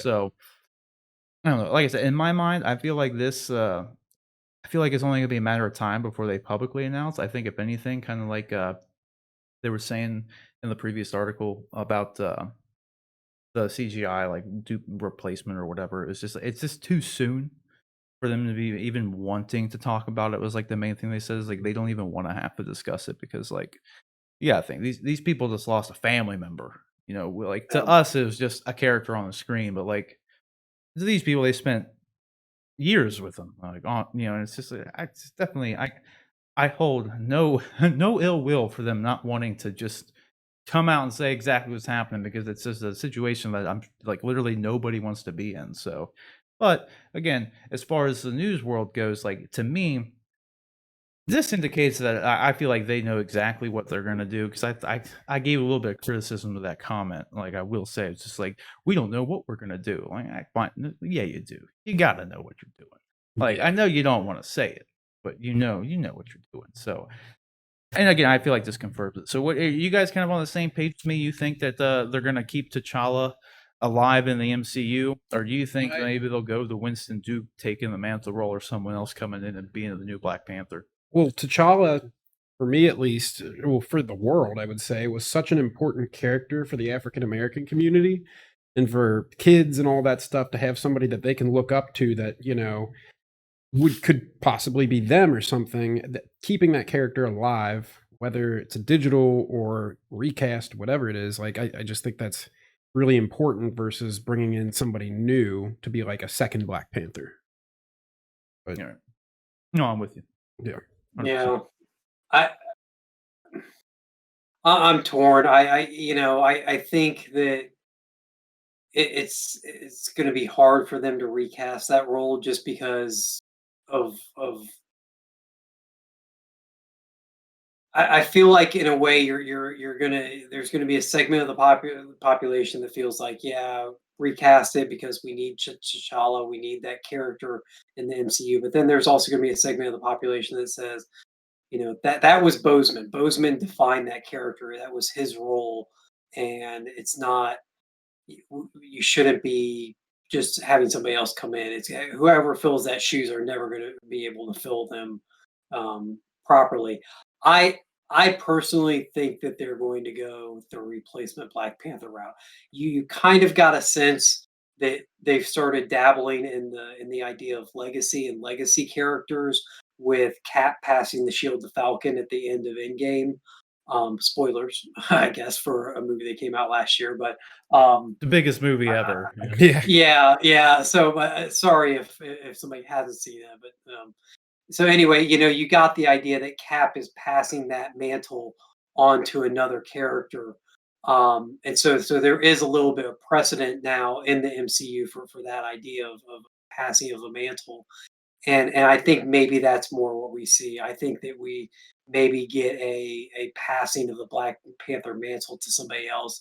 Um, because I think the character of Black Panther ultimately is the one that they're more interested in preserving. The idea that there's a super African American, a black. It's not even African American. He's African. He's an African superhero. It's true. That I think that it's important that the culture and society has, and so I think that might be what they're more concerned with is preserving the Black Panther character, not necessarily who's underneath the mask. And I think that they could possibly do that a couple different ways. They could have M'Baku come and do it, which is surprising that I'd never considered that, but it makes perfect sense if they wanted to go that route. The one that I thought, and the one that there's some precedent for, is Shuri.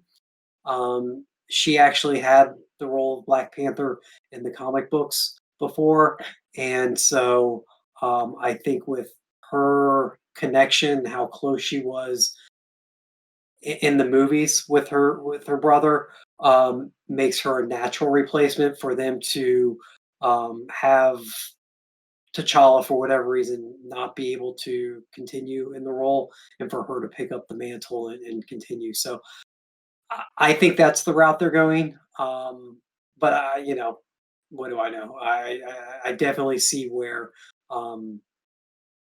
recasting the role could work just as well. It'll be very interesting. The one thing I will say about recasting is if they do recast and they've been able to keep that recasting quiet, or if we don't hear anything by the time shooting starts happening, that will lead me to believe that they aren't recasting it because it's just so hard to keep that kind of casting news under wraps. It Yeah. kept Baby Yoda under wraps. That's true. True. But yeah, it is hard to That's keep true. anything under wraps anymore, especially when everyone goes around with, global communication devices with video and audio capability. Like, it's pretty hard. But with that though, I feel like there's too many problems with just having someone else be Black Panther. Is because for one, I feel like it does no justice to the character of T'Challa to just where'd he go? You got to explain where he went. Yeah. They're gonna like kill him off and just have someone else do it. It doesn't make any sense, and then like you have to do it all off screen. Because if they said they're not going to be digitally recreating Chadwick Boseman, it kind of rules out recasting because you'd have to have some sort of mantle being passed down at some point for some reason. You know what I mean? And so just having a new actor playing T'Challa, you don't have to integrate anything into the story to go around it. It's just John David Washington's your Black Panther. There you go. Like he's T'Challa now. Like that's it. That kind of thing. Just throwing that casting off the top of my head. I'm predicting it. What I think is going to happen, which I'd be on board with. That sounds cool.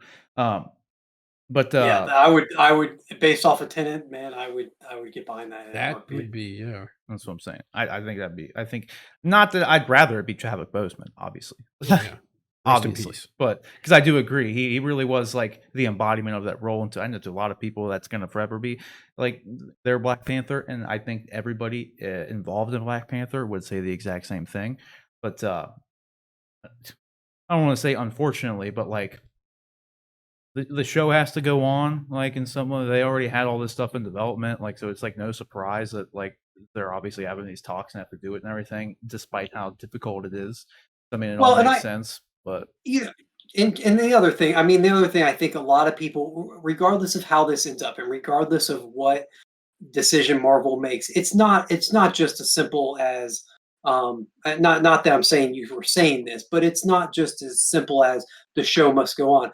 I think if you talk to anybody, everything that I read and everything that I saw about Chadwick Boseman and everything that he said, he understood the importance of the character. He understood the importance of Black Panther, and I think that's why I think T'Challa is important. Yeah. Like, I don't know. Obviously, I don't know Chadwick, and it might be presumptuous and conceited of me to think this, but I think if there was anybody that would want the character in the story to go on, because of how important it was, it would have been Chadwick. I think there will be people that will be upset no matter which direction they go, and there will be people upset that they continue it because he's not around to do it. But I think if he were here, the impression that I've gotten from everything I've seen from him would be that he would want it to go on, that he understands why it's important, and he would want that to happen too. So that's exactly why I think that they would go with the recasting round. Because like just with that, I think T'Challa is a part of the importance. You know what I mean? Mm-hmm. Like in a lot of ways. Like if I don't know, I don't think it's as simple as like someone else just puts it on and now they're them. Because another thing too with Letitia Wright's character, like even though there's precedence in the comics for it because like she was Black Panther and one of the runs or whatever, like the way they set it up in the movie, like anybody can challenge like for the mantle, but like in order to become the king or the leader of Wakanda and be take on the mantle of Black Panther, you have to win in that combat, you have to win that fight. And like I don't see, considering like for instance, if they were to redo if M'Baku almost beat Chadwick, pretty sure M'Baku is going to beat Shuri. Well, I think the one thing that the movie did, the first movie did though, was it did show that the mantle becomes available every so often for a challenge to be made, but it does pass down or through family and legacy. Because when Chadwick's father passed away, the mantle passed to him right away. He didn't have the trial, so they could work around the story in that manner if they wanted to pass it to her. Right. I feel like her character, as far as that goes, works so well as her character. Oh, You know, sure. and they set her up in such a way to where she's just like, I mean, they said that she's already like confirmed that she's the smartest person in the Marvel universe, and Yep. like that character is, I don't know, she just like works so well in that lab. You know, what I mean, when Yeah. she's in there and she's doing her science stuff, like the way the actress Letitia Wright plays it and everything, like that's where I want to see her, dude. Like I just want to see Sure. her pop off and be witty and like, you know, show up Bruce Banner and like Tony Stark, even though I mean R.I.P. Tony Stark, but like show them up in the lab being, you know, however old she is in the show, you know, or in the movie rather. Like I like her character there. Yeah. But I don't know. I find this interesting, and obviously we're gonna find out soon enough. It's obviously a difficult situation for everybody to be in. So, but I'm looking forward to seeing what they decide to end up doing, and I'm sure, I don't know, I'm sure they'll make the right choice. They know what Yeah. they're doing. So, question is, guys, what do you think about this? Are you excited that there is like confirmation that the Black Panther franchise is continuing forward? And what do you think they're gonna do with the character of T'Challa, given Chadwick Boseman's passing and everything? Do you think they are gonna pass the mantle on to just a new character, or do you think they're just gonna come in and have someone else step into the role and carry on that mantle, per se, in the role of T'Challa himself? So let us know down in the comment section below.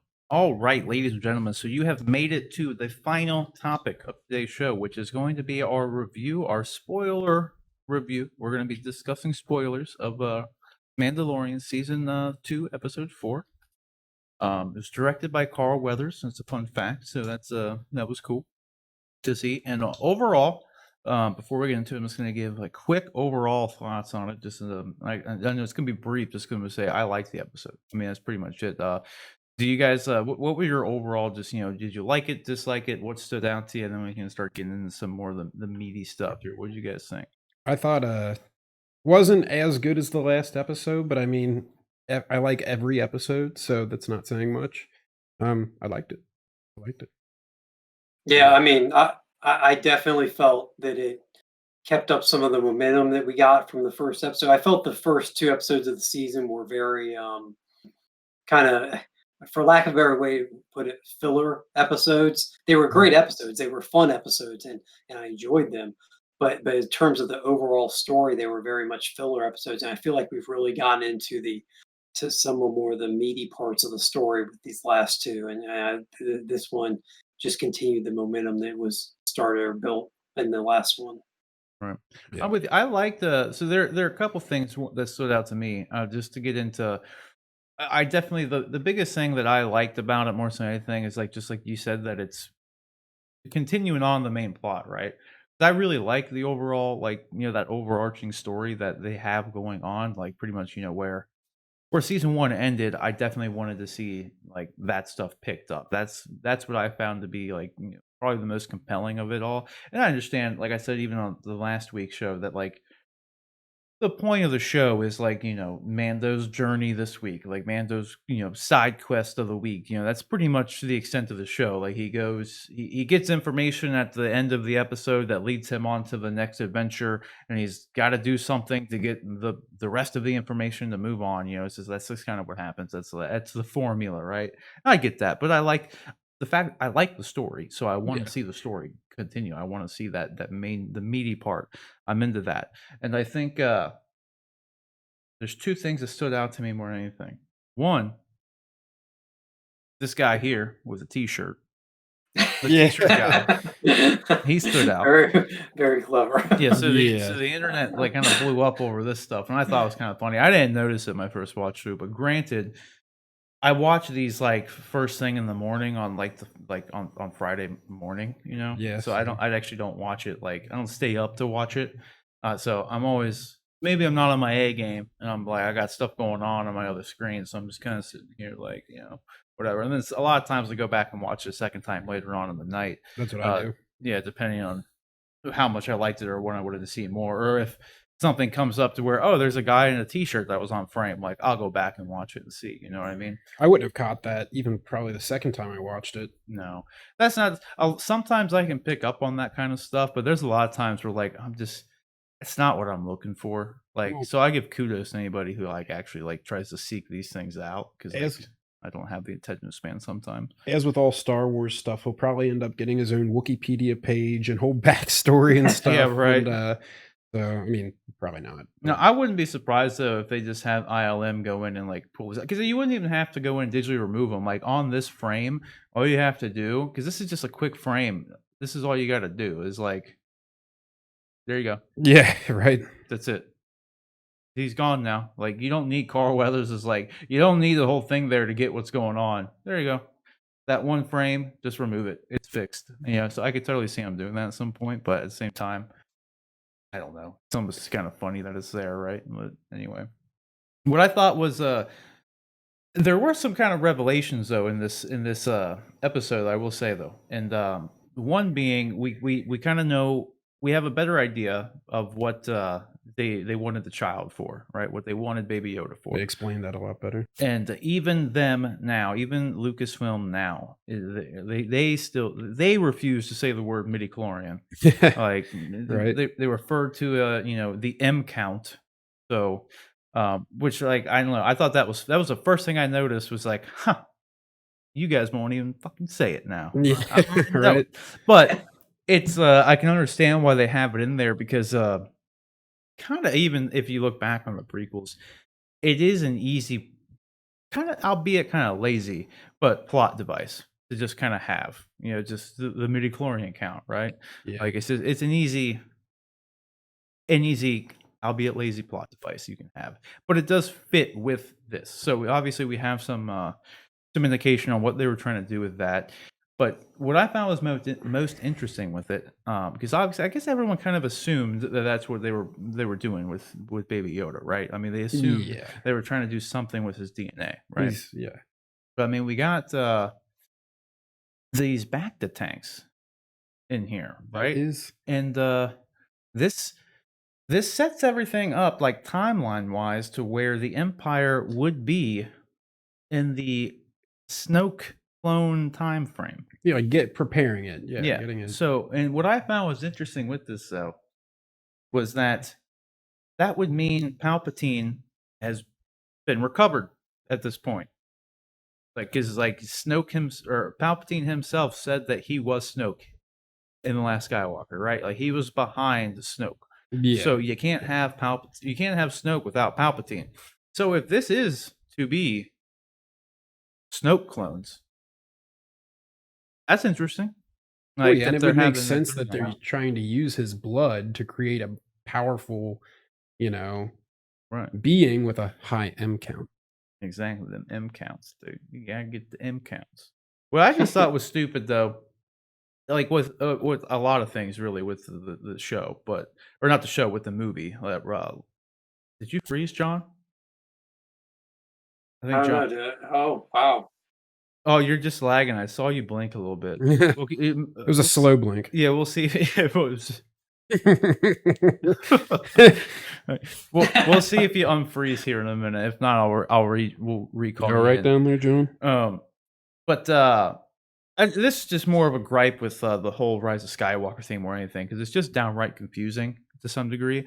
Because they had in Rise of Skywalker with Palpatine, like he was all withered and stuck, right, and he couldn't really move or anything, doing his thing.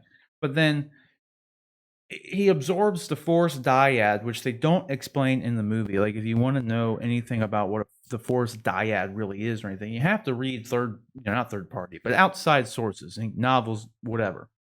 So he absorbs the Force dyad, and all of a sudden he can walk and do his thing, and he's perfectly fine. But like the way energy transfer works, like in practical senses, is like, why did he need the Force dyad? We definitely lost John. Hold on. Oh no. Here, put it on us. John, can you hear us right now? Yeah, I can hear you. Can you hear me? Yeah, I can hear you. It's just your cam went out. Do you want to rejoin the call? Sure. Okay. Hold on. More. If you were a part of our last stream, then you'll know we are no strangers to technical difficulties. Okay. Yeah. So, hold on. Give me 2 seconds. Let me recall John in here. But anyway, with the way energy transfer works, so just to keep this thing going, like you would theoretically think that he could just absorb the force power or energy from anything and help become whole again, right? Like Yeah. I feel like it Like was really like stupid, and it didn't make any sense on a Star Wars level for them to like introduce this force dyad thing, because that's more mysticism than it is like science fiction and the way like Star Wars works. Because like there is like the Force and everything in Star Wars is sci-fi fantasy, right? It's sci-fi fantasy. Like there's fantasy elements, but it's primarily a science fiction thing, right? And so in a lot of Yeah. ways. And like for them to have this introduce this Force dyad thing and really not explain it in any way, it just didn't make any sense to me. And like I said, with just how basic energy transfer works, like if they're making these Snoke clones with that are these force sensitive beings in Snoke, right? If they're just able to create them, for one, where is this genetic material coming from for them to create these Snoke beings? True. Because they were already saying that, like, even this dude with the Baby Yoda thing, they were referencing the genetic material of him and like how there wasn't enough or a lot of it and blah blah blah. And it's like if you take whatever, so it doesn't really make a whole lot of sense of how they're just able to keep making these Snokes all the way, like as much as they Yeah. did, and then at the same time, if they were able to make Snoke this force sensitive being, why couldn't Palpatine just absorb his life essence? You know what I mean? It doesn't make any sense. Maybe you can't absorb it unless it's like a dyad. But that doesn't make any sense. That's more mysticism and magic. Like that's more like a Harry Potter thing, where in Harry Potter you have to say the spell in a precise manner, or it's not going to turn out right. Remember, like the fusion dance?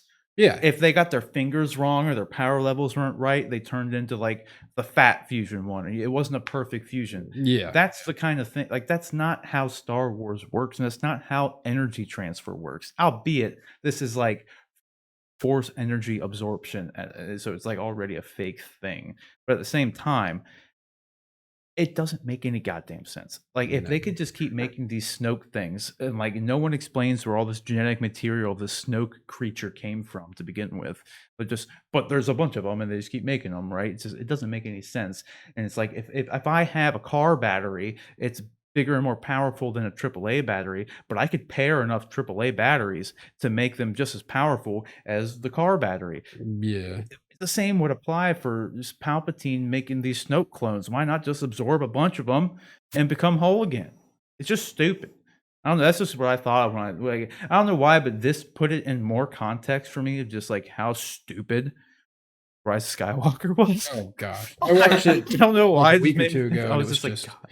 yeah. I've still only watched it the one time, and that's It doesn't get better the second time, I'll tell you. That's why I haven't gone back and watched it. I don't know. But anyway, at least as far as like so that's, I don't know if it's a good thing or a bad thing. It's interesting, I guess I would say, that they're including this, because I mean I have no other ideas of what this would actually be, right? This has to be Snoke trials, right? Like what else? I mean, Yeah. I mean, that's what it looks like. I mean, it's what it looks like in the timeline fits. And what else would it be? Like, so I don't know. It's cool that they're doing it, I guess, but also Rise of Skywalker is my least favorite Star Wars anything, so it's also like, Even worse than The Last Jedi? eh. Yeah, it's way worse than The Last Jedi. It is triumphantly worse than The Last Jedi. There's nothing good about Rise of Skywalker at all. Force Awakens was Dude, it's decent, not good. but yeah. Last Jedi was fine. It wasn't good. Maneuver. You cut out the whole Canto bite stuff. That was stupid. It's fine. God. Like, I didn't like it, but like Rise of Skywalker, I never walked out of a movie just being like, That's how Last Jedi was for me. Last Jedi did not have the same effect on me, right? When I walked out of Last Jedi, I was literally like, do I like Star Wars anymore? Like, Yeah, I was questioning everything. I'm right there with you. No, I was like, what? glad, John. I think we're in the wrong movie. That wasn't Luke Skywalker. We're Luke Skywalker. Yeah. Here's the thing. With Last Jedi, I didn't like it, but it's nowhere near as disappointing and stupid as Rise of Skywalker was. Rise of Skywalker, I thought, was like them trying to grasp at so many straws and throw so much BS on the screen that makes no coherent sense. Just throwing shit in there, Yeah. Yeah. and it just I just to try to make story people happy. I will grant you that the structure and plot wise, Rise of Skywalker is just it's not Shit well show. done.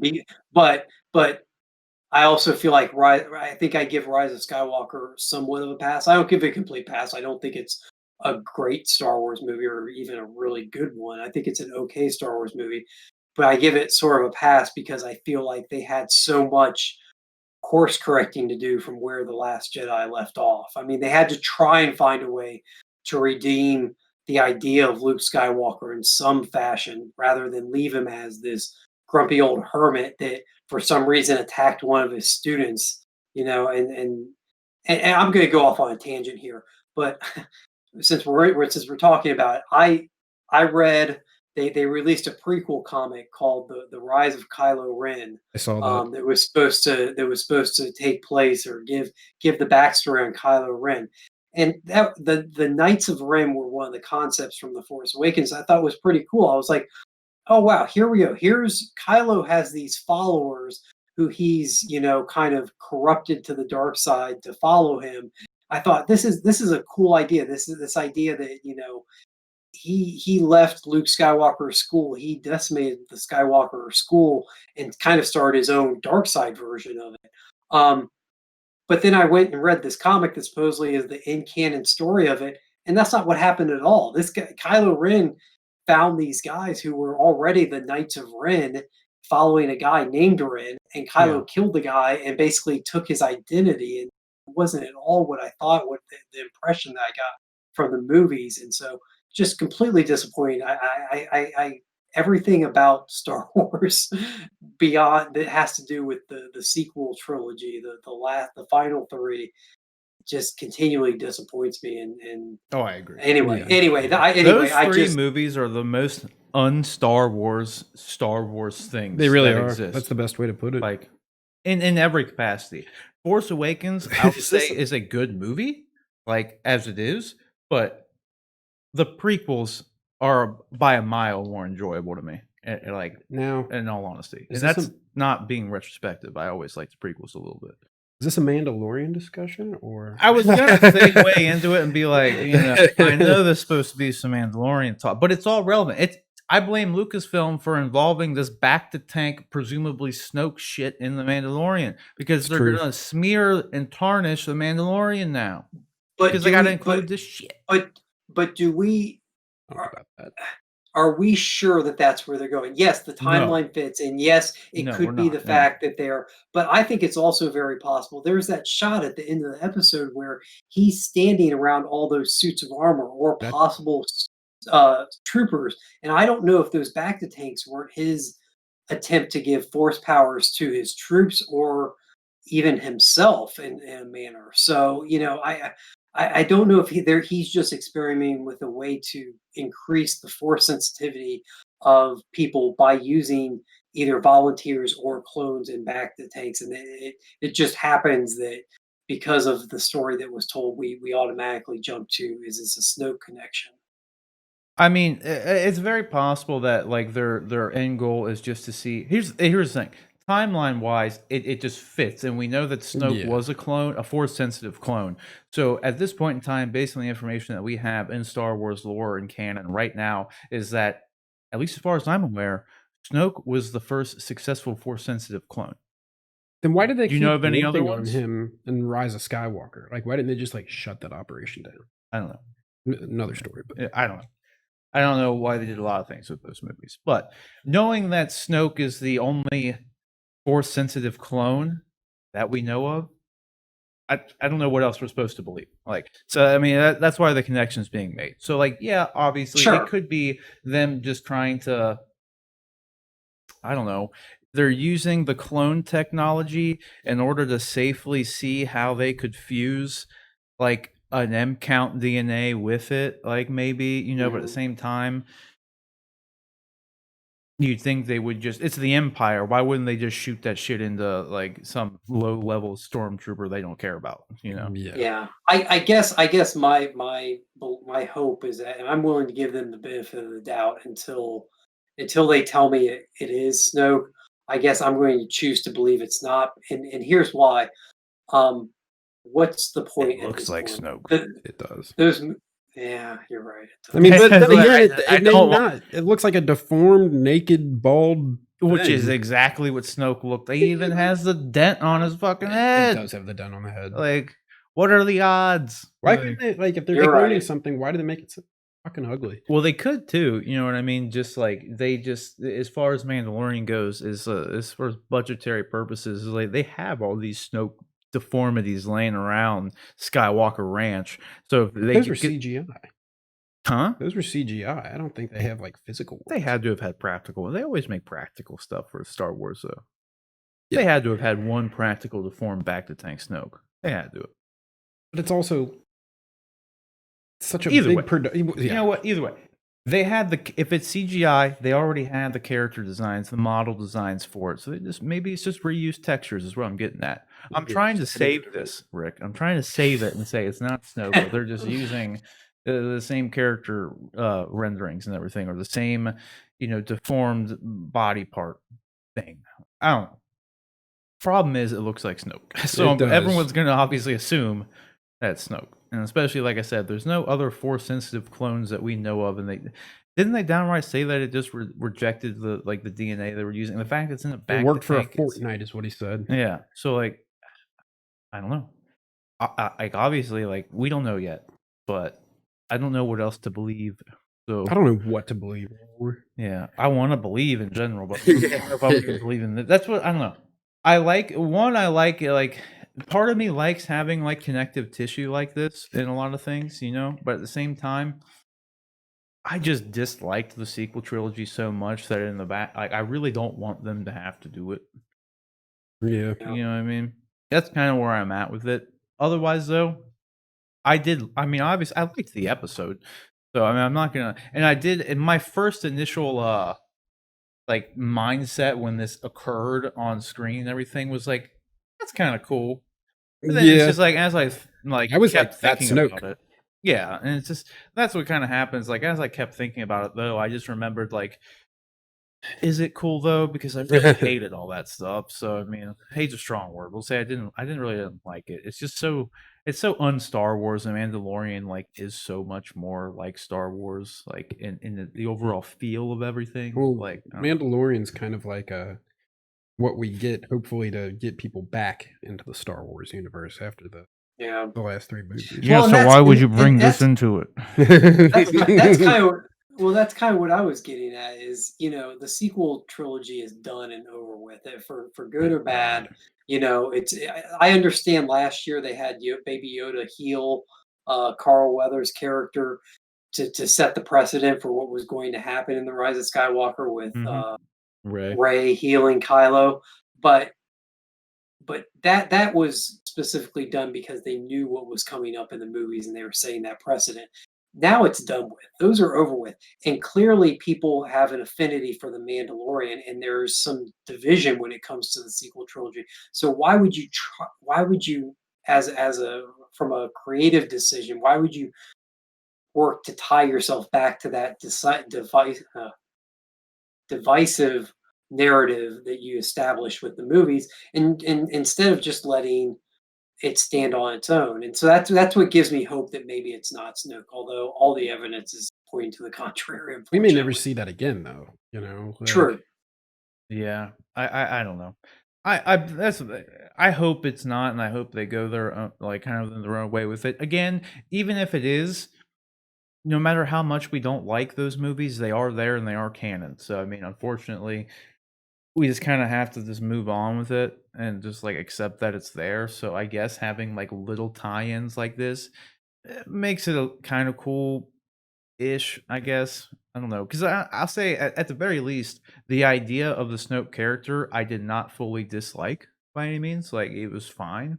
They just didn't flush him out or anything. They gave him like no purpose, and they just had Kylo just cut him in half. Or, Yeah. like, for no reason really, like just to make Kylo be the supreme leader, and then not flush that out at all either. Like, Yeah. so I don't know. Like Snoke's fine and all that stuff. He was actually I liked him more before you find out it's just Palpatine clone thing science project. That's what kind of ruined it. But like I don't know if they could have flushed the stuff out better. Maybe it would have been better. I don't know, but I hope they just move on and do something like more interesting. Because like I said before, like I would much rather see the adventures of like Bo-Katan trying to retake Mandalore and the dark saber. Like I was perfectly fine with like that direction. Like Yeah.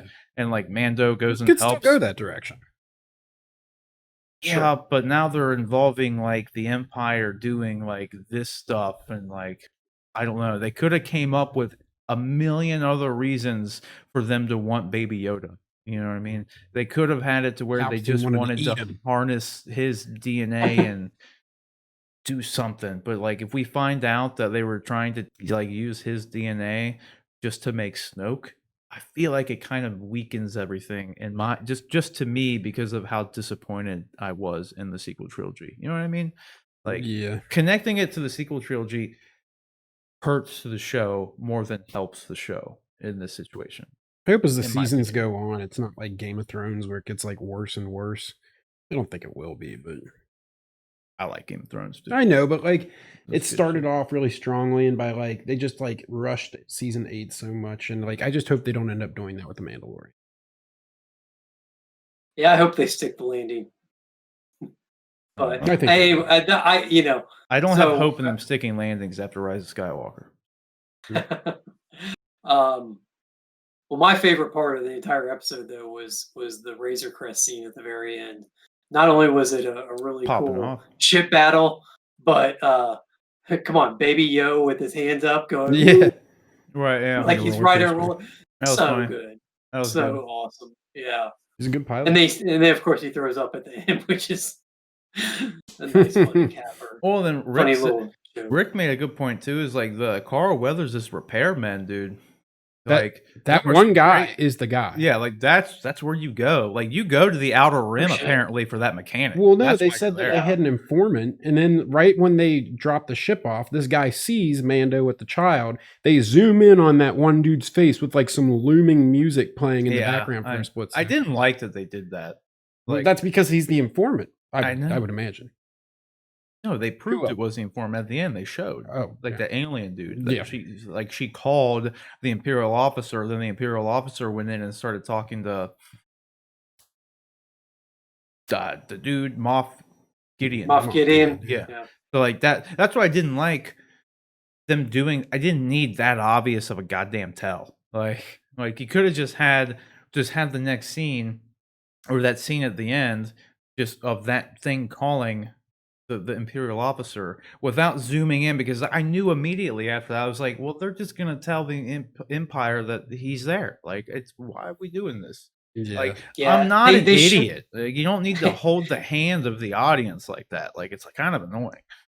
I think they were worried that if they didn't highlight that character somehow, that you get to the end of the show and you would go, well, who's this character? Why is this guy? Because I otherwise he know. just kind of they should have done it differently. You're right. It was like they were trying to foreshadow it and it just ended up beating you over the head with it. It would have been much more subtle had that character like come up and been told by Carl Weathers' character, okay, we're going to need you to do a rush job on this and we need to get our friend here back on, as quick, and then have him give some sort of response, just so that there's some connection with the character other than an ominous, zoom in shot on him. Yeah. Yeah. I don't know. It was just a little it was a little hand holdy for me. Like, I Sure. didn't need it. It was a big tell. I didn't really need it.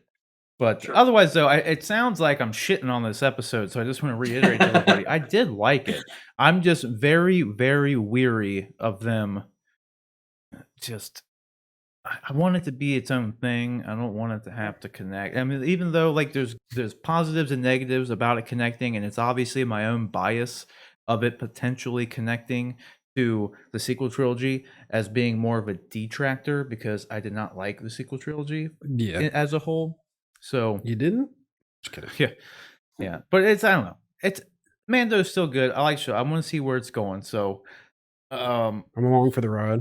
yeah, it's a 50-50 thing for me with the potential connection to the sequel trilogy. I could definitely take it or leave it, but I like it. I still like it overall. I think it's still good. Mhm. So, I think the action scenes are just extremely well done. They were a lot of fun. The whole ship thing that they end up, the troop transport that they end up having the escape with, and then the TIE fighters coming after them. Speeder Just bikes and yeah, it was yeah, all the good. speeder Carl bike, Weathers, dude, everything he did a was great so job. good. Carl Weathers is Yeah. I was very surprised because I don't know if it was the first thing he's ever directed. Like, I don't know of any other projects he's directed, but I mean, he's not. Carl Weathers isn't known for his directing. Let's just put it that Sure. way. So, like, for me to see that, because that's one of the things I love about this show, having like these big name, typically like different directors come in and do every episode, but they're like, Mhm. since it's Star Wars, it's like these big name directors that come in, like Taika Waititi and what's his name? What's his name still has an episode. He did like the Grindhouse movie. Robert Rodriguez still. We Yeah. haven't seen his Oh. episode yet. You know what I mean? Like Bryce there's like Dallas Howard's done it. yeah, like you know, Bryce Dallas Bryce Howard. Dallas, yeah. Well, she made her debut on the first season. That's what I'm saying. Like, but you have these other actors or these other directors come in who like are these big. It's Star Wars, so everybody wants to Yeah. come in and do it. Everybody wants So, a slice yeah. of the pie. Yeah, I like waiting until the end and just seeing like, okay, who directed this one? Like, you know what I mean? Like, who did Mhm. that? And like, I don't know. I find that to be like this always an exciting thing. I don't know why it's stupid, but I appreciate it. And when I saw Carl Weathers' name pop up as a director, I was like, well, goddamn, Carl, you did a great job. This was like good. Hell Like, the yeah. action was good. Like everything was good. The only thing I thought was kind of stupid as far as the direction kind of went is when they dropped Baby Yoda off at the class, they don't even explain anything. Yeah. Like he just walks in, puts the kid in the chair, This and walks out. asset that's like Yeah, so that's it. rare and valuable. He's just like, no, you stay here. Yeah, doesn't like whisper anything to the protocol droid. Doesn't tell anybody to like watch him. Like just he'll be fine here. I promise. Yeah. Like, Yeah. that's it. Like it's like Marshall oh, Cara Dune. I said Carol Dune. Marshall Cara Dune said it's cool, so must be yeah, cool. whatever. No, you guys got any closing thoughts on it though? Oh, no, remember I made the one good point about those cookies. I told Rick, do you think those cookies were like blue milk cookies? Oh yeah. Because they're blue cookies, you know? Oh yeah. I was like, That- those had to be like blue milk, right? Like Yeah. in some way, like a blue milk cookie. Well, blue milk is from Bantha as well. But are there Banthas on that planet, Navarro? There's got to be. There's Tuscan Raiders. And They all that stuff. they import it. They import it if it's not. Yeah. Oh, like I said, the biggest thing we learned from that episode is like the Outer Rim has the best mechanics. Oh yeah. Like, I mean, 100%. So you got to go a long ways to get to them, but once you're there, they'll fix Much your better shit than the right. Mon Calamari. Yeah. Yeah. I'm honestly getting annoyed too about the one thing they keep making people say, like, what is it, Dank Ferrick or something? Which is just like the goddamn it like phrase for Yeah. this. Dank Like Ferrick. every time it happens, like I feel like it's really on the nose and like and it's just like this. I don't know why it keeps bothering me. Because they just keep having. I feel like in every episode they keep having like somebody say it, and I'm just like, it's kind of like what Gretchen stopped trying to make fetch a thing. Like quit trying to make it a fucking thing. Like it's. I thought maybe we might get a comment from you this week about the what was it, the walrus guys, the fight that they had where Yeah. when Cara Dune comes in at the beginning and takes out the guys who have been stealing all the stuff. Yeah. There was a bunch of guys who weren't speaking the general dialect. They all had their own. They had their It's own true. unique, and they were subtitles. Which You want to know why? I thought you would say, yeah. It didn't pull me out, so it just, Yeah, it was exactly. No, natural. I thought- Flowed. That's I why thought I you- didn't say I anything. I thought you'd be happy about that. I am happy about it. Now you bring it up. How well they had done. Like Yeah. they must be watching and listening to you. No, People no, of no, Ponda no. Yeah, Baba's no. species. That proves was- my point. Like what you just said, because I didn't even think about Yeah. it because Yep. that's how it's supposed to be. Like that's it. It didn't Yeah. pull me out. I didn't have something to complain about because it all made sense. Yeah. Yep. So yeah, that's a huge positive. Because I can Yeah. guarantee you, if they would have been talking like this, I'd have brought it up already. I'd have been like, again, opening shot, these alien things just sound like Jerry from Starbucks or whatever. Like, Funny if the Tusken Raiders are just like, "Hey, what's going on?" that's what I'm saying. It's just stupid for them to do that. So yeah, that's great that they did. No, I was happy to see that. But and then so what do you think's going on with the Cara Dune character? Are they trying to set up a way for her to be more involved in the show? I hope not. Because there was that whole segment at the end that seemed they spent more time than I would have expected on with the rebel or the I guess it's not the New Republic Hmm. officer there investigating the destroyed Imperial base, and he ends up having quite a lengthy conversation. We even get a little bit of her backstory that she's from Alderaan originally, Yeah, which and he is leaves the badge there. very for her. interesting. He leaves the badge for her, yeah. So, do you think we're setting up something else for her? I think that could go really one of two ways. One, it's something that could be set up for her to continue on like her own like thing, or a very easy way to write her out. She goes on to Mhm. be, a New Republic officer, and we never see her again. Hopefully. Okay. Or if they want to go and make like a spin-off series, like the rumored like Boba Fett spin-off series and whatever, if they want to make another series that focuses more on the New Republic, then we have a connective thread with if she were to actually go and be with them. Maybe not make it Okay. like her show. I don't think she's a good enough actress, no offense to her, to like carry her own show. Um, and not that really compelling of a character, but she's a great for what she does in this show, like being a little Yeah. side character, or whatever. She has a nice little backstory. You have her as like a nice side character in an ensemble cast of a show that focuses more on the New Republic, because it's kind of cool, like you said, with that guy. It's the same X-wing pilot that was in Episode 2. Yeah, episode 2. He was there again investigating this, and like this dude gets around because now all of a sudden he's in the Outer Rim with this place on Navarro. And so I mean, I could see him doing something like that, because it would like a show about the New Republic and kind of them trying to like bring order back to the galaxy after the fall of the Empire, like set during the same time period and everything, would be kind of cool. Like Yeah. you could have a lot to do with that, because it would be a very nice juxtaposition to the Rebel show we're getting with Cassie and Andor, because we'll have that show fleshing out more of the rebels and like what the kind of down and dirty stuff they have to do.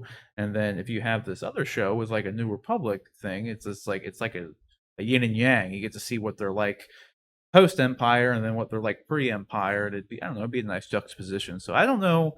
To answer your question, I don't know, but those are the two ways I could see them going with it. I don't know. I don't It really know if definitely anything else it could go with it. it definitely felt like they were setting up more for or something with her character because they Yeah. spent more screen time on that than I would have expected. I could Mhm. have seen a quick conversation with them just to give her some depth and backstory where he comments about Alderaan, but the whole trying to convince her and then leaving that badge felt like there was more of that scene than just a simple character development Right. I don't or know. back character backstory, I guess, moment. Yeah. I'm interested to see which way they go with it. I Yeah. don't know. Obviously, like you said, like it's they lingered on it like they lingered on the tell, like Yeah. the informant pretty Yep. pretty long time. It's like they're trying to be a little on the nose with something with it. So, but I feel like it was coy enough to where, I mean, they could just, there's so many different ways they could go with it. I don't know. Yeah. True. True. You got anything else, Rick? No, I think we covered it. We're halfway through, so maybe I'm hoping It's we get gone some. quick. Yeah, I'm hoping we get Yes. some Dark Saber stuff soon. That's really just, I'm still looking forward to that. I want to see some more. Some Ahsoka. Ahsoka should be coming That's up soon. right. Yeah, because they kind of set everything up now, because the tracker's on a ship. So I mean, they could go. Like, they could always have something set up though too. They tracked his ship. Now he can go see Ahsoka. So Ahsoka might be in the next episode. The Imperials are tracking him now.